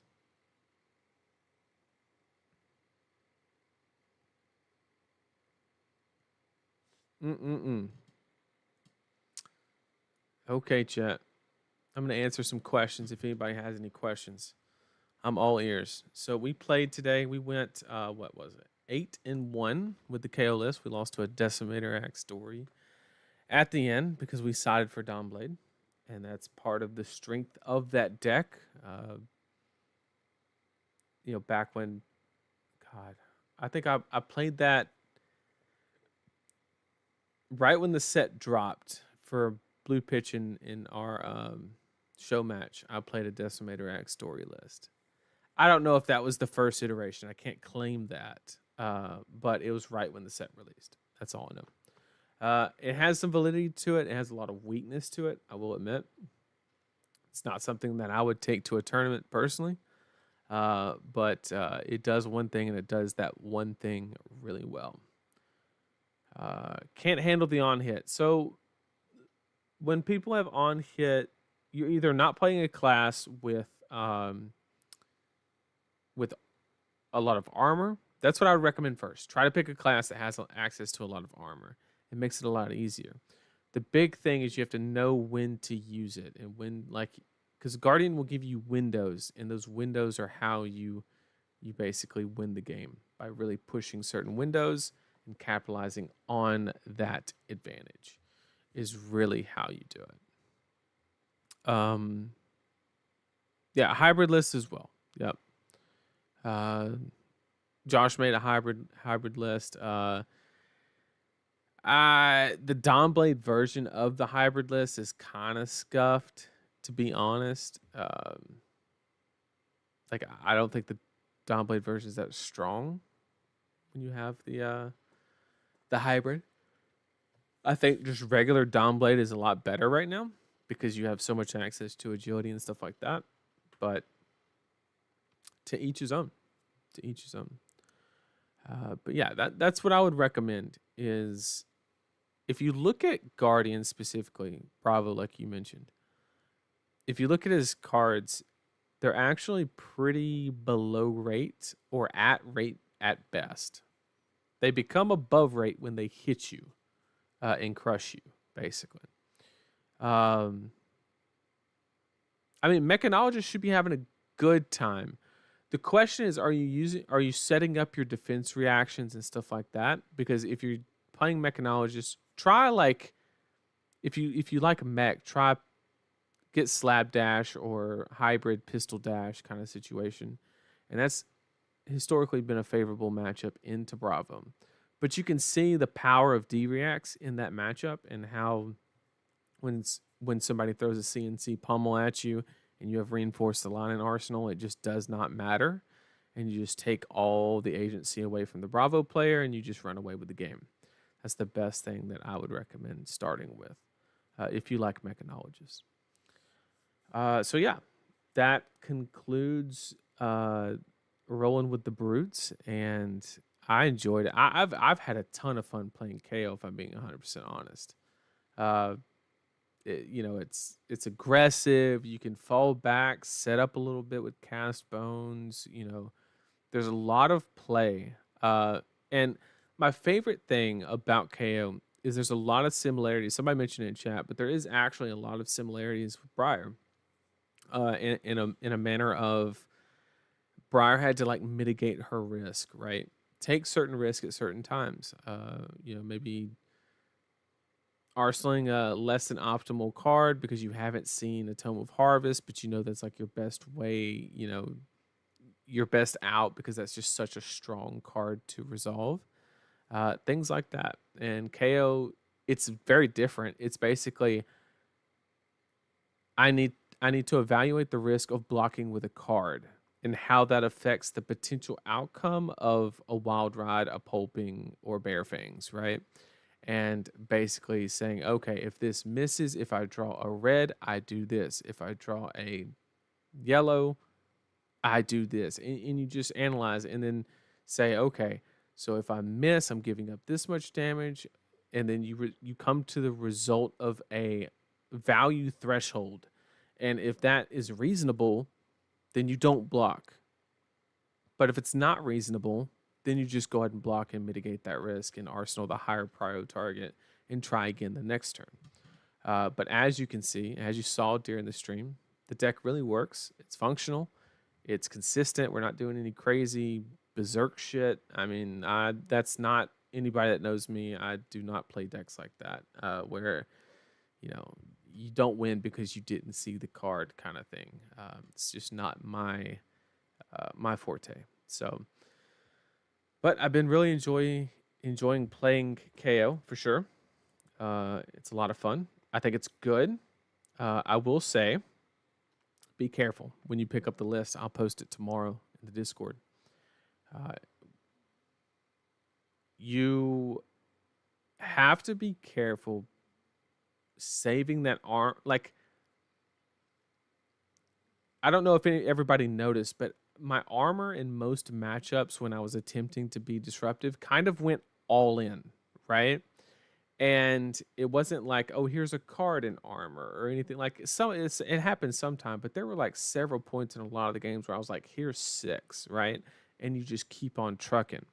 You have to do that a lot because as long as you can get ahead on the damage cycle and you can create that situation where it's 30 something to 17, at that point you have the ability to push just enough to where they can't hold their disruptive elements depending on what class they are, Aelia, stuff like that. So it's really about just racing that life total down. It's kind of like how the 5 mirrors used to be, where it wasn't like it was whoever made the first person block more, right? It's kind of that situation. It's not about like presenting that first situation where the person absolutely has to block.